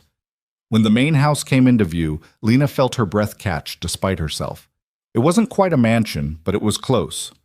Modern architecture blended with traditional elements, lots of glass and steel mixed with warm wood tones. Lights blazed from every window, and Lena could see people moving inside, preparing for their arrival. "Medical wing is the East Edition," Adrian said as their SUV pulled to a stop. "Dr. Porter's team is already setting up. Luca will be installed in his room within the hour." "His room? Not a NICU bay?" "Private NICU suite. All the same equipment, better accommodations." Adrian climbed out and offered her his hand. Lena ignored it, stepping down on her own. His lips quirked in what might have been amusement. The interior of the house matched the exterior. Expensive without being ostentatious. Comfortable without sacrificing security. Lena spotted cameras in every corner, reinforced windows, doors that looked like they could withstand a battering ram. This wasn't a home. It was a fortress pretending to be a home. A woman in her 50s with steel gray hair and shrewd eyes approached them. "Mr. Moretti, Miss Hart, I'm Catherine Reeves, the house manager. Your rooms are prepared. Dinner is available if you're hungry, or I can have trays sent up." "Just show Ms. Hart to her wing," Adrian said. "I need to check on the medical setup." Catherine led Lena up a grand staircase and down a hallway that seemed to stretch forever. At the end, she opened double doors onto a suite that made the sixth-floor hospital room look like a closet. Floor-to-ceiling windows overlooked the forest. A sitting area with plush furniture dominated one corner. Through an open doorway, Lena could see a bedroom with a king-size bed and what appeared to be a spa bathroom beyond. Everything was decorated in soft neutrals, grays and creams and whites that should have felt cold, but somehow didn't. "The nursery is through that door," Catherine said, pointing to another entrance. "Mr. Moretti had it designed to connect to both your room and the medical wing for easy access. There's a bassinet in your bedroom as well for when the baby is cleared for overnight stays." Lena walked to the nursery door and opened it. The room beyond stole what little breath she had left. Pale green walls. A crib that looked like it cost more than her car. A rocking chair positioned near windows that let in moonlight. Built-in shelves already stocked with books and toys organized by developmental stage. A changing table with every supply imaginable. "He thought of everything," she whispered. "Mr. Moretti is very thorough." Catherine's tone was diplomatically neutral. "The medical wing is accessible through that hallway. Your son is being settled as we speak. Dr. Porter asks that you give them 30 minutes to complete the transfer." After Catherine left, Lena sank into the rocking chair and let herself cry. Not the silent tears she'd shed in the hospital, but deep, racking sobs that came from somewhere primal. She cried for the life she'd planned and lost, for the illusion of control that had been stripped away, for the impossible situation she'd brought her son into through one night of reckless abandon. But underneath the grief was something else, something she didn't want to name but couldn't deny. Relief. Because as much as she hated Adrian's methods and resented his control, she couldn't argue with the results. Luca was safe here in a way he never would have been in some random Midwestern apartment with a mother constantly looking over her shoulder. Exactly 30 minutes later, a soft knock announced Dr. Porter's arrival. "We're all set up," she said, her exhaustion evident despite her smile. "Luca handled the transfer beautifully. Do you want to see?" The medical wing was everything Adrian had promised. Luca's suite looked less like a hospital room and more like a high-end nursery that happened to have medical equipment. The isolette sat in the center, surrounded by monitors and IV pumps, but the walls were painted with soft murals of clouds and stars. Real plants sat in the corners, carefully selected non-toxic varieties, Lena noted. A comfortable chair had been positioned for kangaroo care. Luca slept peacefully, completely unaware that his entire world had been uprooted. "He's doing well," Dr. Porter assured her. "All vitals stable. The transport didn't stress him at all." "Can I stay with him tonight?" "Of course. There's a sleep chair that converts to a bed." Dr. Porter showed her the mechanism. "I'll be in the staff quarters if you need anything. 2 nurses on overnight shift, me on call." After Dr. Porter left, Lena settled into the chair and watched her son breathe. Somewhere in the house, she could hear Adrian's voice giving orders, coordinating security, doing whatever crime bosses did when they weren't playing devoted father. The duality was dizzying. She must have dozed off because the next thing she knew, Adrian was standing in the doorway holding 2 mugs. "Tea," he said quietly, offering her one. "You look like you need it." Lena took the mug because her hands needed something to hold. "What time is it?" 2 a.m. "I saw your light on." Adrian moved to the isolette, his gaze softening as he looked at Luca. "He's really okay? The move didn't hurt him?" "Dr. Porter says he's fine."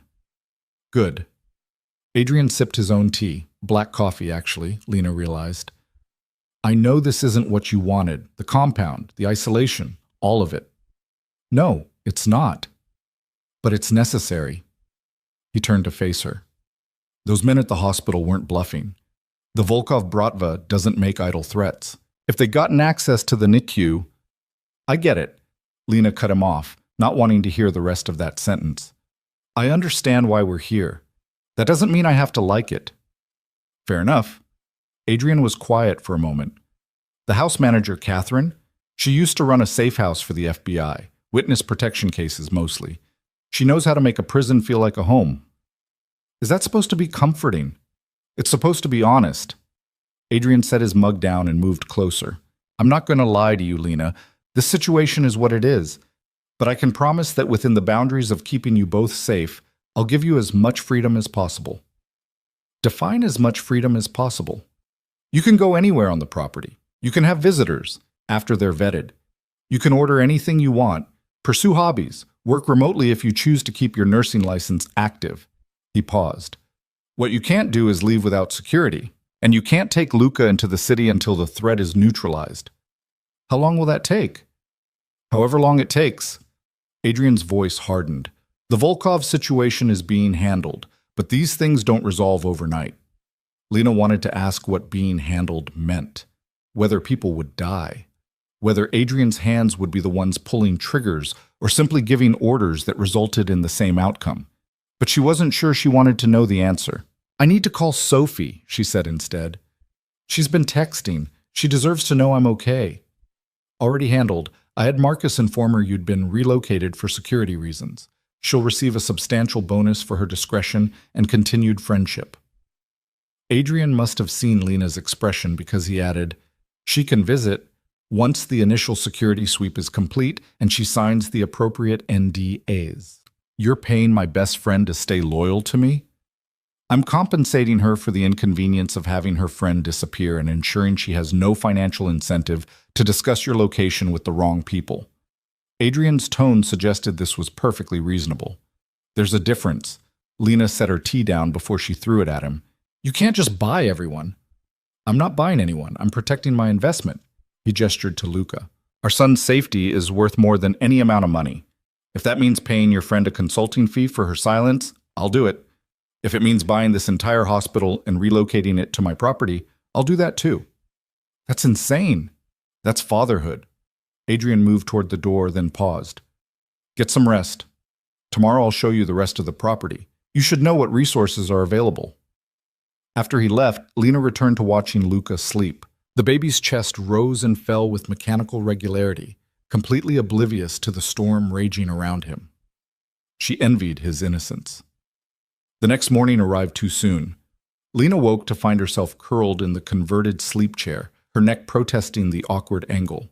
Dr. Porter appeared with coffee and a breakfast tray that looked like it had been prepared by a professional chef. Adrian's orders, Dr. Porter explained at Lena's questioning look. He insisted you needed proper nutrition for recovery. Of course he did. Lena accepted the coffee. Perfect temperature, exactly the right amount of cream. She hated that he'd remembered. How's Luca? Excellent. Gained 2 ounces overnight, which is wonderful for a preemie. His oxygen saturation is perfect. At this rate, we might be able to try bottle feeding in a few days. The thought of feeding her son, of that tangible connection, made Lena's chest tighten with longing. Really? Really? He's a fighter, this one. Dr. Porter made notes on her tablet. Mr. Moretti asked me to tell you he's waiting in the main sitting room when you're ready for the property tour. Lena took her time getting ready, partially because her body still ached from delivery, partially because she wasn't ready to face Adrian's version of hospitality. But eventually, she made her way downstairs to find him waiting exactly where Dr. Porter had indicated. He'd traded his suit for dark jeans and a black Henley that somehow made him look more dangerous rather than less. Casual Adrian was harder to dismiss than businessman Adrian. Ready? He asked. Do I have a choice? Always. But his slight smile suggested they both knew that wasn't entirely true. The property tour took 90 minutes. Adrian showed her everything. The security center with its wall of monitors, the armory that made Lena's skin crawl, the staff quarters where his people lived in comfortable efficiency. But he also showed her the library with floor-to-ceiling books, the greenhouse where Catherine apparently grew herbs and vegetables, The walking trails that wound through the forest with discreet security cameras hidden among the trees. "There's a gym in the East Wing," Adrian said as they walked. "Personal trainer available if you want. And a pool. Indoor, heated, accessible year-round." Very thoughtful for a prison warden. "I'm not your warden, Lena. I'm your—" He stopped, seeming to reconsider his words. "I'm Luca's father, and your partner in keeping him safe. That's all." They emerged from the trees onto a cleared area overlooking a small lake. A dock extended into the water, and Lena could see a boathouse at the far end. "This is beautiful," she admitted reluctantly. "I thought you might like it." Adrian's gaze was on the water. "When Luca's older, we can teach him to swim here, to fish. Normal father-son activities." "Nothing about this is normal. Normal is overrated." He turned to face her. "Your 2 weeks are almost up. You said you'd give me an answer about co-parenting. I need to know where we stand." Lena looked out at the lake, at the peaceful scene that masked the violence underpinning everything. She thought about her list of demands, about Sophie's advice to negotiate. But standing here in the reality Adrian had constructed, she realized negotiation implied equal footing, and they'd never had that. "I don't trust you," she said finally. "I know. But I believe you love him, our son. I saw it in the NICU. I see it in all of this." She gestured at the compound. "This isn't just about control. You actually care." "More than I thought possible." Adrian's admission came quietly. "I've never felt protective of anything the way I feel about him. It's terrifying and clarifying all at once." "Then here's my answer." Lena met his eyes. "I'll stay. I'll co-parent. I'll accept your protection because I don't have better options and because I believe you when you say Luca needs it. But I need you to hear this. The moment he's old enough to understand, to make his own choices about what world he wants to be part of, you have to let him choose, not manipulate, not coerce. One non-negotiable. You don't get to trap one non-negotiable. You don't get to trap our son the way you've trapped me." Adrian was quiet for a long moment.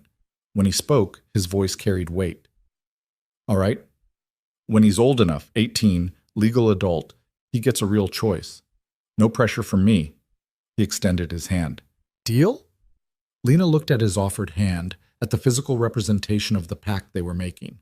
Then she reached out and shook it, feeling his warm grip close around hers with surprising gentleness. "Deal." They stood there by the lake, hands clasped, sealing an agreement that would shape all of their futures. Lena knew she was making a bargain with someone dangerous, but she was also making a bargain with someone who loved their son enough to build a fortress to protect him.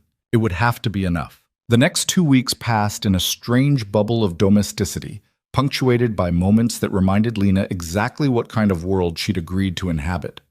Luca continued to thrive under Dr. Porter's care, gaining weight and strength with each passing day. On day 12, he took his first bottle, only an ounce of formula, but Lena cried anyway as his tiny mouth worked at the nipple with determined focus. Adrian had been there too, his hand resting on her shoulder as they watched their son feed. And for just a moment, the gesture felt natural instead of possessive. But then she'd see the armed guards patrolling the perimeter at dawn, or catch snippets of Adrian's phone conversations conducted in Italian, his voice dropping to lethal quiet when discussing people who'd become problems requiring permanent solutions. Or notice the way Marcus appeared at Adrian's side with folders stamped confidential, their contents hidden, but their significance clear in the grim set of Adrian's jaw. The duality was exhausting. Sophie visited on day 16, arriving in one of Adrian's SUVs with Marcus as her escort. She'd signed the NDAs without complaint and handed over her phone at the security checkpoint, but the look she gave Lena when they finally embraced spoke volumes. "You look good," Sophie said, holding her at arm's length. "Better than I expected. I'm sleeping in a bed that probably costs more than my car and eating food prepared by a private chef." Lena led her friend toward the medical wing. It's easy to look good when every physical need is anticipated before you can ask. But it's still a cage, Soph. A beautiful, comfortable, well-appointed cage. They found Luca awake in his isolette, his dark eyes tracking movement with increasing awareness. Sophie made appropriate cooing noises while Lena updated her on feeding schedules and weight gain and all the minutiae of premature infant care. "He looks like his father," Sophie observed quietly. The resemblance is getting stronger. I know. Lena reached through the isolette portals to stroke Luca's cheek. Everyone who sees him will know. There's no hiding genetics. Maybe that's not a bad thing. If everyone knows he's Adrian Moretti's son, who's going to be stupid enough to threaten him? People who want to hurt Adrian by hurting us. Lena withdrew her hand. That's what this whole compound is about. Protection from enemies I'll never see coming because I don't understand the rules of his world. Sophie pulled her away from the isolette, lowering her voice. Lena, real talk. Are you safe here? Is he treating you okay? Because money and nice rooms don't mean anything if he's not hurting me. Lena cut her off. If anything, he's been considerate, respectful of boundaries I set. He hasn't pushed for anything beyond co-parenting. She paused. Which is almost more unsettling than if he were being overtly controlling. Why? Because it would be easier if he were a monster. Then I could hate him cleanly. Lena sank into the chair beside the isolette. But he's not. He's complicated. He kills people. I'm not naive about that. But he also sits with Luca for hours and reads to him, even though the baby can't possibly understand the words. He's built an empire on violence, but he remembers how I take my coffee and makes sure Dr. Porter has everything she needs before she can ask. So you're starting to like him. I'm starting to understand him. There's a difference. Lena looked at her friend. Tell me what's happening in the real world.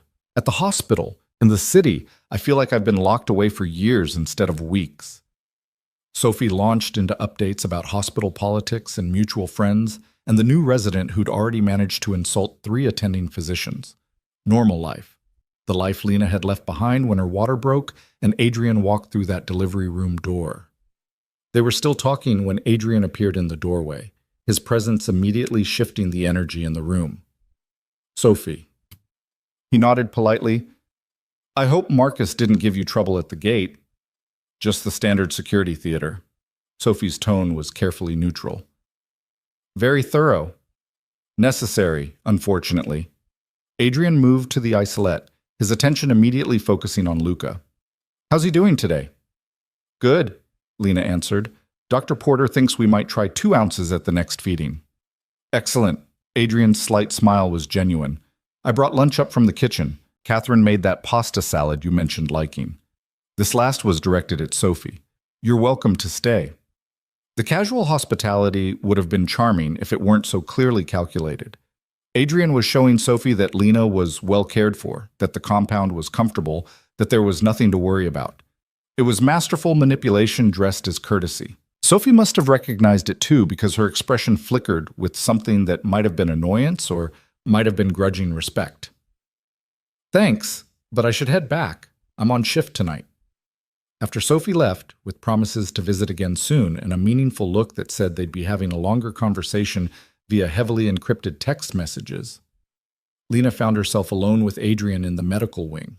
She doesn't trust me, Adrian observed, watching the security monitor that showed Sophie's SUV pulling away from the compound. Can you blame her? No, she's a good friend. I'd be concerned if she wasn't protective of you. He turned from the monitor. But her approval isn't what I need. Yours is. You already have my agreement to co-parent. What more do you want? I want you to stop looking at this place like it's a prison. Adrian gestured around the medical wing. I want you to see it as a home, our son's home. That's a lot to ask. I know. He was quiet for a moment. There's something I need to tell you. About the Volkov situation. Lena's stomach dropped. What about it? It's been resolved. Adrian's tone was matter-of-fact, but his eyes held something darker. The men who came to the hospital won't be a problem anymore. Neither will their associates. The Bratva has agreed to respect territorial boundaries and leave my family alone. She didn't ask how it had been resolved. Didn't want to know the details of negotiations that probably involved bodies and leverage and threats carried out with cold efficiency. So we can leave? Go back to the city? Not yet. Adrian moved closer. The immediate threat is handled, but there are always other players, other people who might see opportunity in my son's existence. I need more time to shore up defenses, to make it clear that touching you or Luca means death. How much time? Months. Maybe a year. He must have seen her expression because he added, I'm not trying to keep you captive indefinitely, but I need to be sure, absolutely certain, that when you do leave this compound, every person in my world knows the cost of threatening what's mine. We're not property. No, you're infinitely more valuable than property. Adrian's hand came up, hesitating near her face before falling back to his side. You're the mother of my child, and despite everything, despite the circumstances that brought us here, I find myself wanting to protect you for reasons that have nothing to do with Luca. The admission hung in the air between them. Lena's breath caught because she recognized the dangerous territory they were entering. It would be so easy to let herself fall into the fantasy Adrian was offering, partnership, protection, maybe even something resembling love. But that path led nowhere good. Don't, she said quietly. Don't make this more complicated than it already is. Too late. Adrian's smile was rueful. It became complicated the moment you walked into that Vegas hotel bar. I just didn't know it yet. Before Lena could respond, Dr. Porter appeared with perfect timing to announce it was time for Luca's next feeding. The interruption felt like a reprieve. Adrian excused himself with a promise to check back later, leaving Lena to focus on the simpler task of nourishing her son. But his words stayed with her. The suggestion that his feelings were evolving beyond mere co-parenting obligation. The implication that he saw her as more than just the mother of his heir. It was flattering and terrifying in equal measure. That night, unable to sleep despite the comfortable bed and quiet surroundings, Lena found herself wandering the compound's library. Catherine kept it beautifully maintained, shelves organized by genre and author, comfortable reading nooks positioned near windows, even a fireplace that crackled with real wood. She was examining a first edition of something literary when Adrian's voice came from behind her. Couldn't sleep? Lena turned to find him in the doorway, wearing pajama pants and a t-shirt that made him look almost domestic, almost normal. Too much on my mind. Join the club. He moved into the library, pouring himself a drink from the bar cart in the corner. Scotch? Or are you still avoiding alcohol? I'm not breastfeeding anymore, so... Lena stopped herself. Actually, yes. I could use a drink. Adrian poured her 2 fingers of amber liquid and handed her the glass. Their fingers brushed in the exchange, and Lena felt that spark she'd been trying to ignore since Vegas. Chemistry didn't care about circumstances or common sense. To complicated situations, Adrian said, raising his glass. And the children caught in the middle of them. Lena clinked her glass against his and took a sip. The scotch burned pleasantly down her throat. They settled into facing chairs near the fireplace, the crackling wood filling the silence. For several minutes, neither spoke. Then Adrian set his glass down and leaned forward, elbows on his knees. I need to tell you something. About my family. About how I became who I am. You don't owe me your life story. Maybe not, but I want you to understand. He stared into the fire. My father was a traditional man. Old school organized crime. He believed in violence first, negotiation second. By the time I was 18, I'd seen things that would horrify most people. Done things that would land me in prison for life if anyone could prove them. Lena's grip tightened on her glass, but she didn't interrupt. When he died, heart attack, ironically peaceful for a man who'd lived by the gun, I inherited an empire built on fear and blood money. I could have continued his legacy, ruled the same way he did. Adrian's jaw tightened, but I'd also seen how that life destroyed everyone it touched. My mother died young from stress and fear.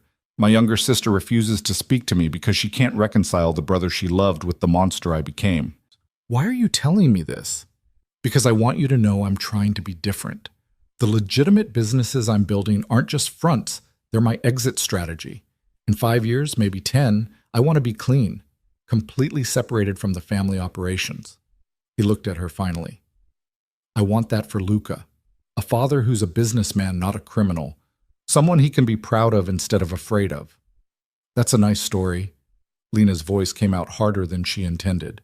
But you just told me you resolved the Volkov situation. We both know what that means. You can't claim to want legitimacy while simultaneously having people killed. You're right, I can't. Adrian didn't flinch from the accusation. But I can protect my son from immediate threats while working toward a different future. Those two things aren't mutually exclusive. They are if the violence follows you no matter how legitimate your businesses become. Which is why I need time, why I need this compound, why I need you to trust that I'm doing everything possible to build a world where Luca can grow up normal. He stood, moving to the window that overlooked the dark forest. Do you know what the hardest part of all this is? What? Knowing that despite everything I do, you'll never look at me the way you did in Vegas. When I was just a stranger who made you laugh, before you knew what I really am. The honesty in his voice made Lena's chest ache. She set down her glass and moved to stand beside him at the window. That person in Vegas wasn't real. He was a fantasy, just like the woman I was pretending to be that night. Maybe that was the most honest version of both of us. Adrian turned to face her. No expectations, no history, just two people who wanted each other. And look where that got us. It got us Luca. Adrian's hand came up again, and this time Lena didn't pull away when he tucked a strand of hair behind her ear. I can't regret that, no matter how complicated everything else is. Lena knew she should step back, should maintain the boundaries she'd worked so hard to establish. But his touch was gentle, and his eyes held something raw and vulnerable that the ruthless crime boss never showed the world. This is a bad idea, she whispered. Probably the worst. But Adrian didn't move away either. The kiss happened in slow motion, both of them leaning in, both of them knowing it was a mistake, neither of them able to stop. His lips were soft against hers, tasting of scotch and something darker. Lena's hands came up to his chest, feeling his heart hammering beneath her palms. It would have been so easy to lose herself in the kiss, to let it escalate into something that would irrevocably change the careful distance she'd maintained. But the sound of footsteps in the hallway broke the spell. Lena pulled back just as Marcus appeared in the library doorway. Sir, we have a situation. Adrian's entire demeanor shifted in an instant, from the vulnerable man kissing her to the cold, calculating strategist. What kind of situation? Perimeter breach. Eastern quadrant. Cameras picked up movement 20 minutes ago. We've contained it, but you should see the footage. Adrian was already moving toward the door. He paused to look back at Lena. Stay in your wing. Lock the doors. I'll handle this. Then he was gone, leaving Lena alone in the library with her racing heart and the ghost of his kiss still burning on her lips. She made her way back to her wing on unsteady legs, her mind spinning. The kiss had been a mistake, but it had also confirmed what she'd been trying to ignore. The attraction between them hadn't faded. If anything, proximity and shared parenthood had made it stronger. Lena checked on Luca in the medical wing, still sleeping peacefully, monitored by the night nurse, before returning to her own room. She locked the door as Adrian had instructed, then stood at the window watching the compound below. Lights moved in the darkness. She could see armed figures patrolling, their movements coordinated and professional. Whatever the perimeter breach was, Adrian's security team was handling it with military precision. An hour later, a soft knock on her door made her jump. She checked the peephole and saw Adrian, his expression grim. It's me. Can I come in? Lena unlocked the door. Adrian entered, and she could see tension radiating from every line of his body. What happened? She asked. Photographer, freelance, probably hoping to sell photos to tabloids. Adrian's voice was tight with controlled fury. He made it 300 yards onto the property before our motion sensors picked him up. Did he get any pictures? Of the exterior. Nothing identifying. Marcus is handling it. The way he said handling it made Lena's stomach turn. Adrian, you're not going to kill a photographer for trespassing? No. He moved to her sitting area and sank into a chair like the weight of the world pressed on his shoulders. But I'm going to make sure he understands that selling those photos or revealing this location would be the last mistake he ever makes. That's still a threat. That's reality. Adrian looked up at her. This is what I meant about the world I live in. There are always people trying to find weaknesses, exploit opportunities. That photographer probably thought he'd stumbled onto celebrity gossip gold. He has no idea how close he came to becoming a statistic. Lena sat in the chair across from him. How do you live like this? Constantly on guard, never trusting anyone. Practice. And by surrounding myself with people whose loyalty I've earned or bought. His smile was bitter. It's exhausting, which is why moments like tonight in the library feel like oxygen, a few minutes of being human instead of being a target. The kiss was a mistake, Lena said, needing to establish the boundary before it blurred further. I know. Adrian didn't argue. But I'm not sorry it happened. We can't let it happen again. Why not? His gaze held hers. We're already bound together by Luca. We're already living in the same house. We're already attracted to each other. Pretending otherwise is insulting to both our intelligences. Because it complicates everything. We're supposed to be co-parents, partners in raising our son, not... She gestured helplessly between them. Not lovers? Adrian stood, moving toward the door. You're right. We shouldn't complicate things further. But answer me this, Lena. If circumstances were different, if I were the businessman from Vegas instead of who I really am, would you want this? The honest answer was yes. Without the criminal empire and the violence and the constant threat, she could imagine falling for Adrian Moretti. He was intelligent, attentive, fiercely protective of the people he loved. In another life, he might have been exactly what she needed. But this wasn't another life. It doesn't matter, she said finally. Circumstances aren't different. You are who you are. And I have to protect myself and Luca from getting too tangled in your world. Fair enough? Adrian opened the door, then paused. But for the record, that person in Vegas was real. He's the man I want to be.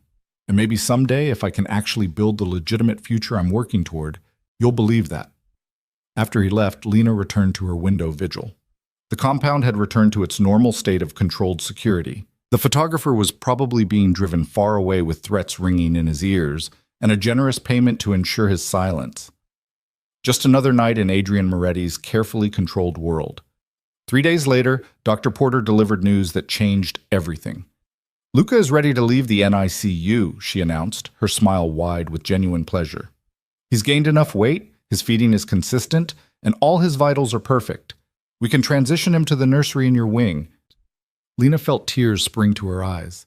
After weeks of isolates and monitors and the clinical distance of medical supervision, she would finally have her son in her arms without barriers. Really? He's strong enough? More than strong enough. He's a miracle, this one. Dr. Porter made notes on her tablet. We'll keep monitoring him, of course. Daily weight checks, developmental assessments. But he doesn't need intensive care anymore. He just needs his mother. Adrian appeared in the doorway as if summoned by the good news. I heard. Congratulations. Thank you. Lena couldn't keep the tremor from her voice. When can we move him? This afternoon, if you'd like. Dr. Porter glanced between them. I'll have the nursery fully equipped with everything you need, and I'll be available 24/7 if any concerns arise. The afternoon passed in a blur of preparations. Catherine helped Lena set up the nursery, showing her the features Adrian had built in. A camera system so she could check on Luca from her phone, blackout curtains for better sleep, a white noise machine calibrated to the exact frequencies that soothed infants. Every detail had been considered. When Dr. Porter finally carried Luca into the nursery and placed him in Lena's arms without any isolette between them, Lena felt something fundamental shift in her chest. This was real. This was her son, and for the first time since his premature birth, he was truly hers. Hi, baby, she whispered, settling into the rocking chair. Welcome home. Adrian stood in the doorway, watching them with an expression that made Lena's defenses crack just slightly. Whatever else he was, criminal, dangerous, ruthless, he loved their son. That much was undeniably true. Thank you, she said quietly, for all of this. The medical care, the nursery, everything. You don't have to thank me. Adrian moved closer, kneeling beside the rocking chair. He's my son too. I'd do anything for him. I know. And she did, which made everything so much more complicated. They sat there together as evening fell, watching Luca sleep in Lena's arms, the setting sun painting the nursery in shades of gold. For just a moment, they looked like a real family. Normal. At peace. But outside the windows, armed guards patrolled the perimeter, and somewhere in the darkness, threats that Lena couldn't see lurked like wolves waiting for weakness. The fragile peace wouldn't last. She knew that with bone-deep certainty. She just didn't know how soon it would shatter. The peace lasted exactly 4 days. Lena woke at 3 a.m. to the sound of alarms shrieking through the compound. Her first instinct was Luca. She bolted from bed and ran to the nursery, finding him awake and startled by the noise but unharmed. She scooped him from the crib just as her door burst open. Marcus stood there in full tactical gear, his expression harder than she'd ever seen it. "Ms. Hart, we need to move you to the safe room, now." "What's happening?" "Armed incursion. Multiple hostiles breached the perimeter." He was already ushering her toward a section of wall that she'd assumed was decorative paneling. Marcus pressed his palm against it and the wall slid open, revealing a reinforced steel door. "Inside, don't come out until Mr. Moretti or I come for you personally." Lena clutched Luca tighter, her heart hammering. "Where's Adrian?" Handling the situation. Marcus practically pushed her through the door. "Lock it behind me. The code is your son's birthday, month, day, year. Do not open it for anyone else." The door slammed shut, leaving Lena in what appeared to be a fully equipped panic room. LED lights flickered on automatically, revealing a space about the size of a studio apartment. There was a bed, a bathroom, supplies stacked against one wall, and a bank of monitors showing security feeds from around the compound. Lena sank onto the bed, holding Luca against her chest as she stared at the monitors in horror.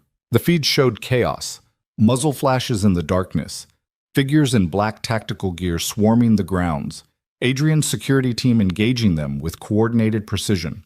She counted at least a dozen hostiles, maybe more. On one screen, she could see Adrian himself, moving through the compound with a handgun that looked like an extension of his arm. He dropped 2 men with shots so quick and efficient they barely registered before moving to the next threat. This wasn't the gentle father who read to Luca or the complicated man who'd kissed her in the library.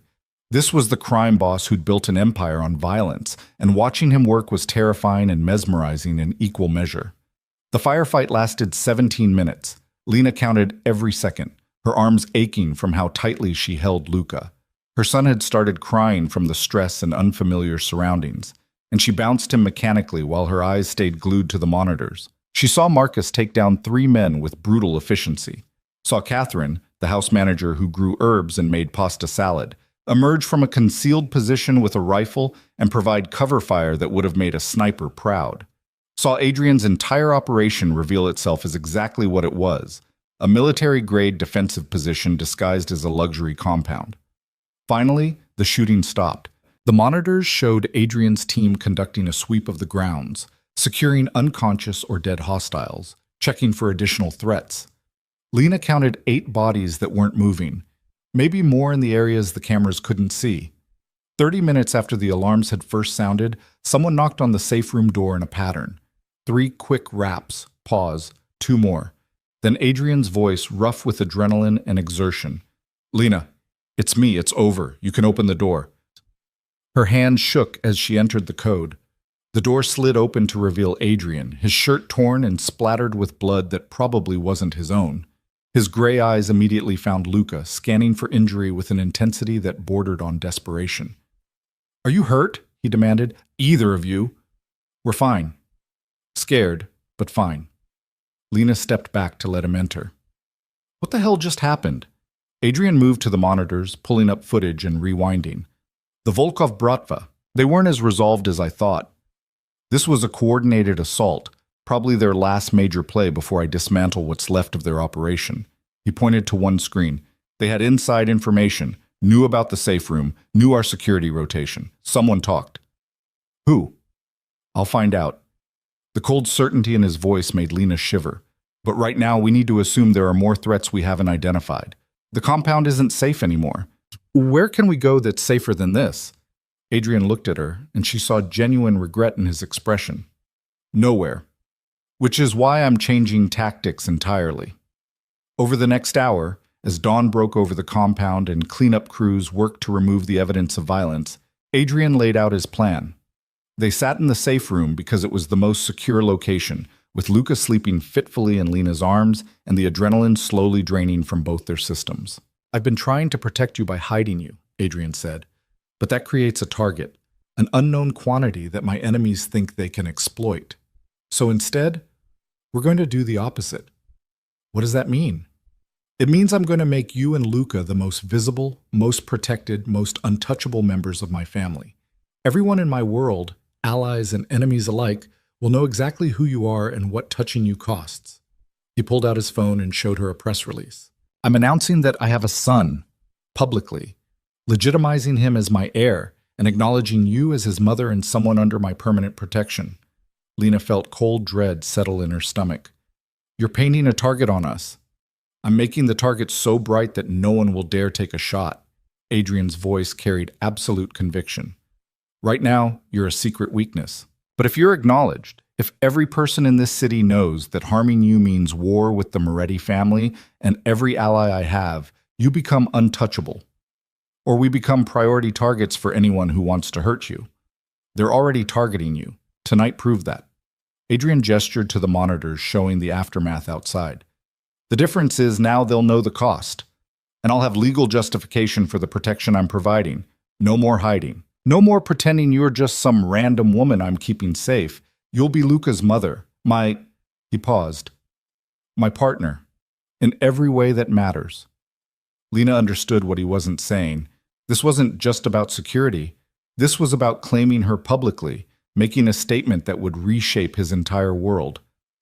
I never wanted this kind of life. I know. And I'm sorry. But after tonight, we're out of options.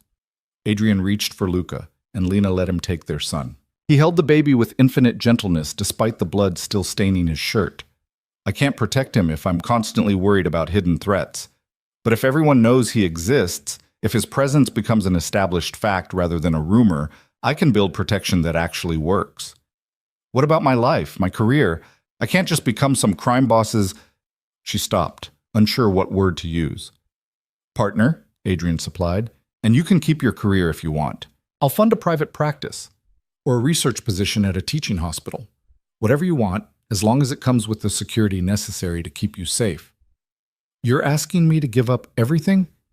I'm asking you to choose survival. Adrian's voice gentled. For yourself and for our son. I know it's not fair. I know you deserve better. But this is the reality we're living in. Lena looked at Luca sleeping in his father's arms, at the innocent life that had been created from one reckless night and was now caught in a web of violence and power she'd never wanted to be part of. But Adrian was right. After tonight, there was no going back to the illusion of safety through hiding. If we do this, she said slowly, I need real autonomy. Not the pretend kind where you make all the decisions, and I just agree. Real partnership. You'll have it? And Luca doesn't get raised in this world. He gets a normal childhood as much as possible. Normal school, normal friends. No involvement in your business until he's an adult and can make his own choices. Agreed. Adrian didn't hesitate. I want better for him than what I had. That's the whole point. Then yes, we'll do it your way. Lena stood, moving to the monitors showing the compound. But I need to know, the people who did this, what's going to happen to them? The ones who survived are being interrogated. Once we have the information we need, they'll be turned over to authorities with enough evidence to ensure long prison sentences. Adrian's expression hardened. The ones who didn't survive are a message to anyone else considering similar action. This is what happens when you threaten my family. The casual mention of death should have horrified her. Instead, Lena felt a grim satisfaction. These people had tried to hurt her baby, had terrified them both with an assault that could have ended in tragedy. She couldn't find it in herself to mourn their deaths. Maybe she'd been in Adrian's world too long already, or maybe motherhood had unlocked something primal in her that understood protection at any cost. The next 72 hours passed in a whirlwind of activity. Adrian's publicity team, apparently he had a publicity team, crafted the perfect announcement. Adrian Moretti, respected businessman and philanthropist, was pleased to announce the birth of his son Luca. The mother, Lena Hart, was a dedicated cardiac nurse he'd met the previous year. They were committed to co-parenting and building a stable family for their child. The press release was masterful in what it revealed and what it concealed. Nothing about Vegas. Nothing about Lena hiding her pregnancy. Nothing about crime families or assassination attempts. Just a simple story of two people navigating modern parenthood with grace and maturity. The response was immediate and overwhelming. Media requests flooded in. Adrian declined them all but arranged for one carefully controlled photo opportunity, a professional photographer who captured images of them with Luca in the compound's garden. Lena wore a dress Catherine had somehow procured in her exact size. Adrian looked every inch the proud father in casual but expensive clothes. Luca was perfect, his dark eyes alert and curious, the Moretti resemblance unmistakable. The photos went viral within hours. Comments ranged from congratulations to speculation about their relationship to conspiracy theories about Adrian's business interests. But the message was clear. Luca Moretti existed. He was acknowledged. And anyone with eyes could see how much his father valued him. 2 days after the announcement, Marcus informed Adrian that the Volkov Bratva's remaining leadership had requested a meeting. They arrived at the compound in the early evening, 3 men in expensive suits with the kind of wary respect reserved for someone who'd just decimated their operation. Adrian met them in the formal dining room with Lena at his side. She'd argued against being present, but Adrian had insisted. This was about establishing the new reality, and that required her visibility. The lead negotiator was a man named Dmitry Volkov, maybe 50, with cold blue eyes and the bearing of someone who'd survived in a brutal world through intelligence rather than just violence. He looked at Lena with barely concealed calculation before focusing on Adrian. "Mr. Moretti, thank you for agreeing to meet." "I don't recall agreeing to anything." Adrian's voice was pleasant, but his posture radiated lethal calm. "You requested. I allowed. There's a difference." "Of course." Dmitry inclined his head. "Then allow me to be direct. The recent misunderstanding was the result of overzealous associates acting without proper authorization. Our organization had no knowledge of the assault on your home." "Bullshit." Adrian's smile didn't reach his eyes. "Your people had inside information. They knew security rotations. They knew about the safe room. That level of intelligence requires organizational support. Perhaps. But it also requires someone providing that intelligence." Dmitry's gaze flickered to Marcus, who stood behind Adrian like a stone sentinel. "Have you considered that your leak might be closer than you think?" The implication hung in the air like poison. Adrian's expression didn't change, but Lena felt the temperature in the room drop several degrees. "Careful," Adrian said softly. "Accusing my people of disloyalty is a fast way to end this conversation permanently. I'm not accusing. I'm suggesting you look inward before you dismantle what remains of our operations." Dmitry pulled out a folder and slid it across the table. "As a gesture of goodwill, this contains everything we know about the attack. Names, communications, payment trails. You'll find we had no involvement beyond providing muscle to someone who claimed to have your authorization for a security test." Adrian opened the folder and scanned the contents. His expression remained neutral, but Lena saw his jaw tighten almost imperceptibly. "Who hired you?" he asked. "That information is in the folder, along with our formal withdrawal from any territorial disputes in the Northeast Corridor." Dmitry stood.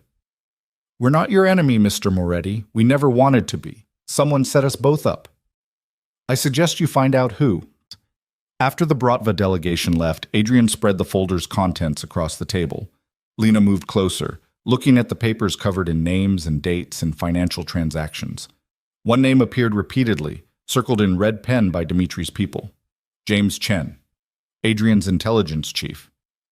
"No," Marcus said immediately. "James has been with us for 8 years. His loyalty is absolute." "Apparently not." Adrian's voice was hollow. "This shows payments from an offshore account to James's sister's medical fund. $50,000 a month for the past 6 months, right when we started moving operations to protect Lena and Luca." "His sister has cancer," Marcus protested. "He's been paying her treatment costs out of pocket. Everyone knows that.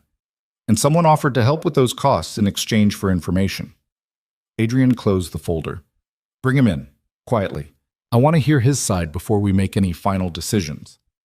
James Chen arrived an hour later, clearly confused about the urgent summons. He walked into Adrian's study with the easy confidence of someone who believed himself trusted and valued. That confidence evaporated when he saw the folder on Adrian's desk. "Sir, I can explain." "Can you?" Adrian's voice was deadly quiet. "Can you explain why you've been receiving payments from the same shell corporation that funded tonight's assault? Can you explain why you provided security rotation schedules and safe room locations to people who used that information to try to kill my son?" "I didn't know what they'd do with the information." James's composure cracked. They said they just needed to know you were taking proper precautions, that they were allies checking your security. I thought... He stopped, seeming to realize how weak it sounded. You thought what? Adrian stood, moving around the desk with predatory grace.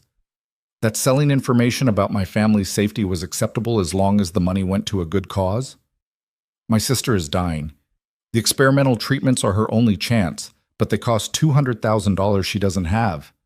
I was desperate. James's voice broke. I never meant for anyone to get hurt. I swear on my life, I thought I was just providing routine security assessments. Lena watched the exchange from her position near the window. She could see the anguish in James's face, the genuine horror as he realized what he'd enabled. But she could also see the cold fury in Adrian's expression, the understanding that betrayal, even well-intentioned betrayal, couldn't be tolerated. Your sister will receive full payment for her treatments, Adrian said finally, through a medical fund I'm establishing. She'll have the best care available for as long as she needs it. James's eyes widened with desperate hope. Thank you, sir, thank you. But you're done here. Adrian's voice cut through the gratitude like a blade. You betrayed my family. You endangered my son. I don't care about your reasons. Marcus, make the arrangements. What kind of arrangements? Lena asked, her voice sharp. She moved away from the window. Adrian, what are you going to do to him? Relocate him. New identity, new city, generous severance package on the condition he never returns or speaks about his time in my employ. Adrian looked at James. Consider it mercy, because what you deserve for putting Luca at risk is significantly worse. Relief and shame warred on James's face. Marcus escorted him out, leaving Lena alone with Adrian in the study. The weight of what had just transpired hung heavy in the air. You're just letting him go? She asked. I'm giving him the chance to start over away from this world, which is more than most people in my position would do. Adrian sank into his desk chair, suddenly looking exhausted. But I meant what I said about his sister. She doesn't deserve to suffer because her brother made a desperate choice. Lena moved closer, seeing the toll the night had taken. How do you do this? How do you make these kinds of decisions every day? Practice. And by accepting that there are no perfect choices, only least worst options. Adrian looked up at her. James made a mistake that could have killed our son. But he also spent 8 years loyal to my family, and his motivation was love rather than greed, so I choose mercy. This time. And next time?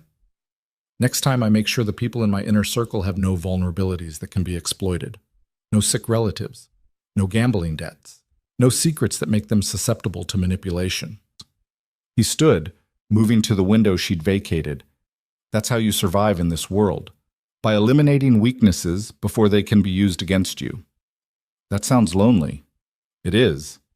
Adrian's reflection in the window glass looked haunted, which is why having you and Luca matters so much. You're not part of this world. You're not calculating angles or looking for advantages. You're just... He stopped, seeming to search for words. Real. Honest. Everything I've been missing. Lena felt her defenses crack further. She'd been trying so hard to maintain emotional distance, to keep Adrian in the category of co-parent rather than something more complicated. But tonight had shown her the truth. They were bound together by more than just Luca. They were partners in survival, two people navigating an impossible situation and finding something genuine in the wreckage. Adrian. She waited until he turned from the window. What happens next? After this announcement, after the threats are neutralized, what's our life supposed to look like? Whatever we make it. He crossed the study until he stood directly in front of her. I know what I want it to look like, but that requires you being willing to take a chance on someone who comes with a very complicated past and an uncertain future. What do you want? You, us, a real family. Adrian's hand came up to cup her face, his thumb brushing her cheek with infinite gentleness. Not just co-parenting logistics and security protocols, an actual partnership where we're building something together instead of just managing a shared situation. Lena knew she should pull away, should maintain the boundaries that had kept her safe from getting too entangled. But the truth was, those boundaries had been dissolving for weeks, with every shared moment in Luca's nursery, every conversation that went deeper than surface logistics, every glimpse of the man Adrian was trying to become. I'm terrified, she admitted. So am I. Adrian's smile was rueful.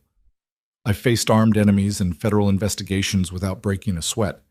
But the thought of you rejecting what we could have, that terrifies me. We come from completely different worlds. Then we build a new one. For Luca and for us.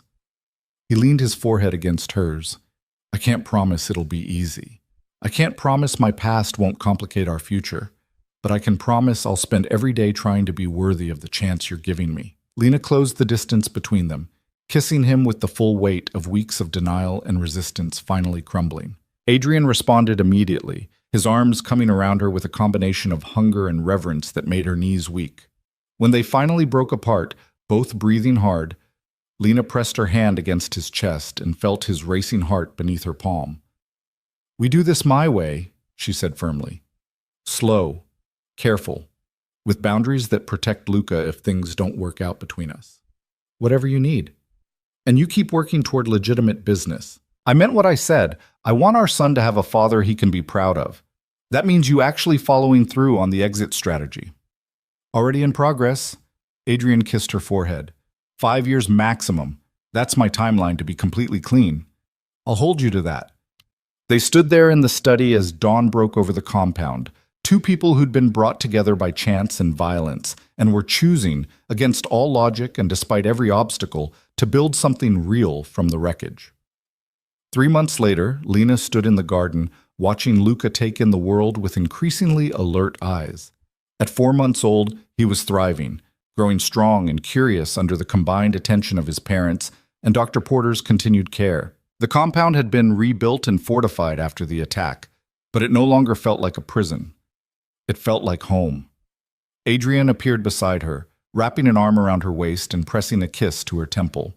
It had become their routine, stolen moments in the garden while Luca napped, discussing everything from his latest developmental milestone to Adrian's progress in restructuring his business operations. "I have news," he said. "The federal investigation into the Moretti family businesses concluded. No charges. They found everything legitimate." Lena turned to face him. "Really? That's incredible." "It gets better. I've been approved for the charitable foundation we discussed, the one focusing on medical care for underserved communities." Adrian's smile was genuine and proud. "Your idea about funding free cardiac clinics is moving forward. We'll break ground on the first one next month." Adrian, that's..." Lena felt tears prick her eyes. "That's wonderful. You're really doing it. Building something good." "I had the right motivation." He pulled her closer. "You and Luca showed me what I was missing, purpose beyond power, legacy beyond reputation. I want our son to inherit something worth having."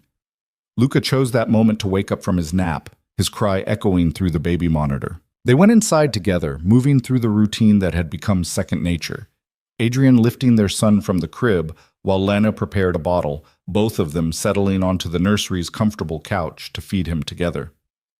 "He looks more like you every day," Lena observed, watching Luca's dark eyes focus on his father's face.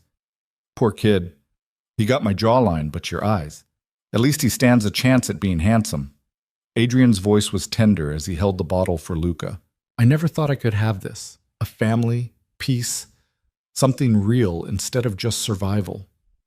"We're still figuring it out," Lena reminded him. "This doesn't erase your past or make everything simple."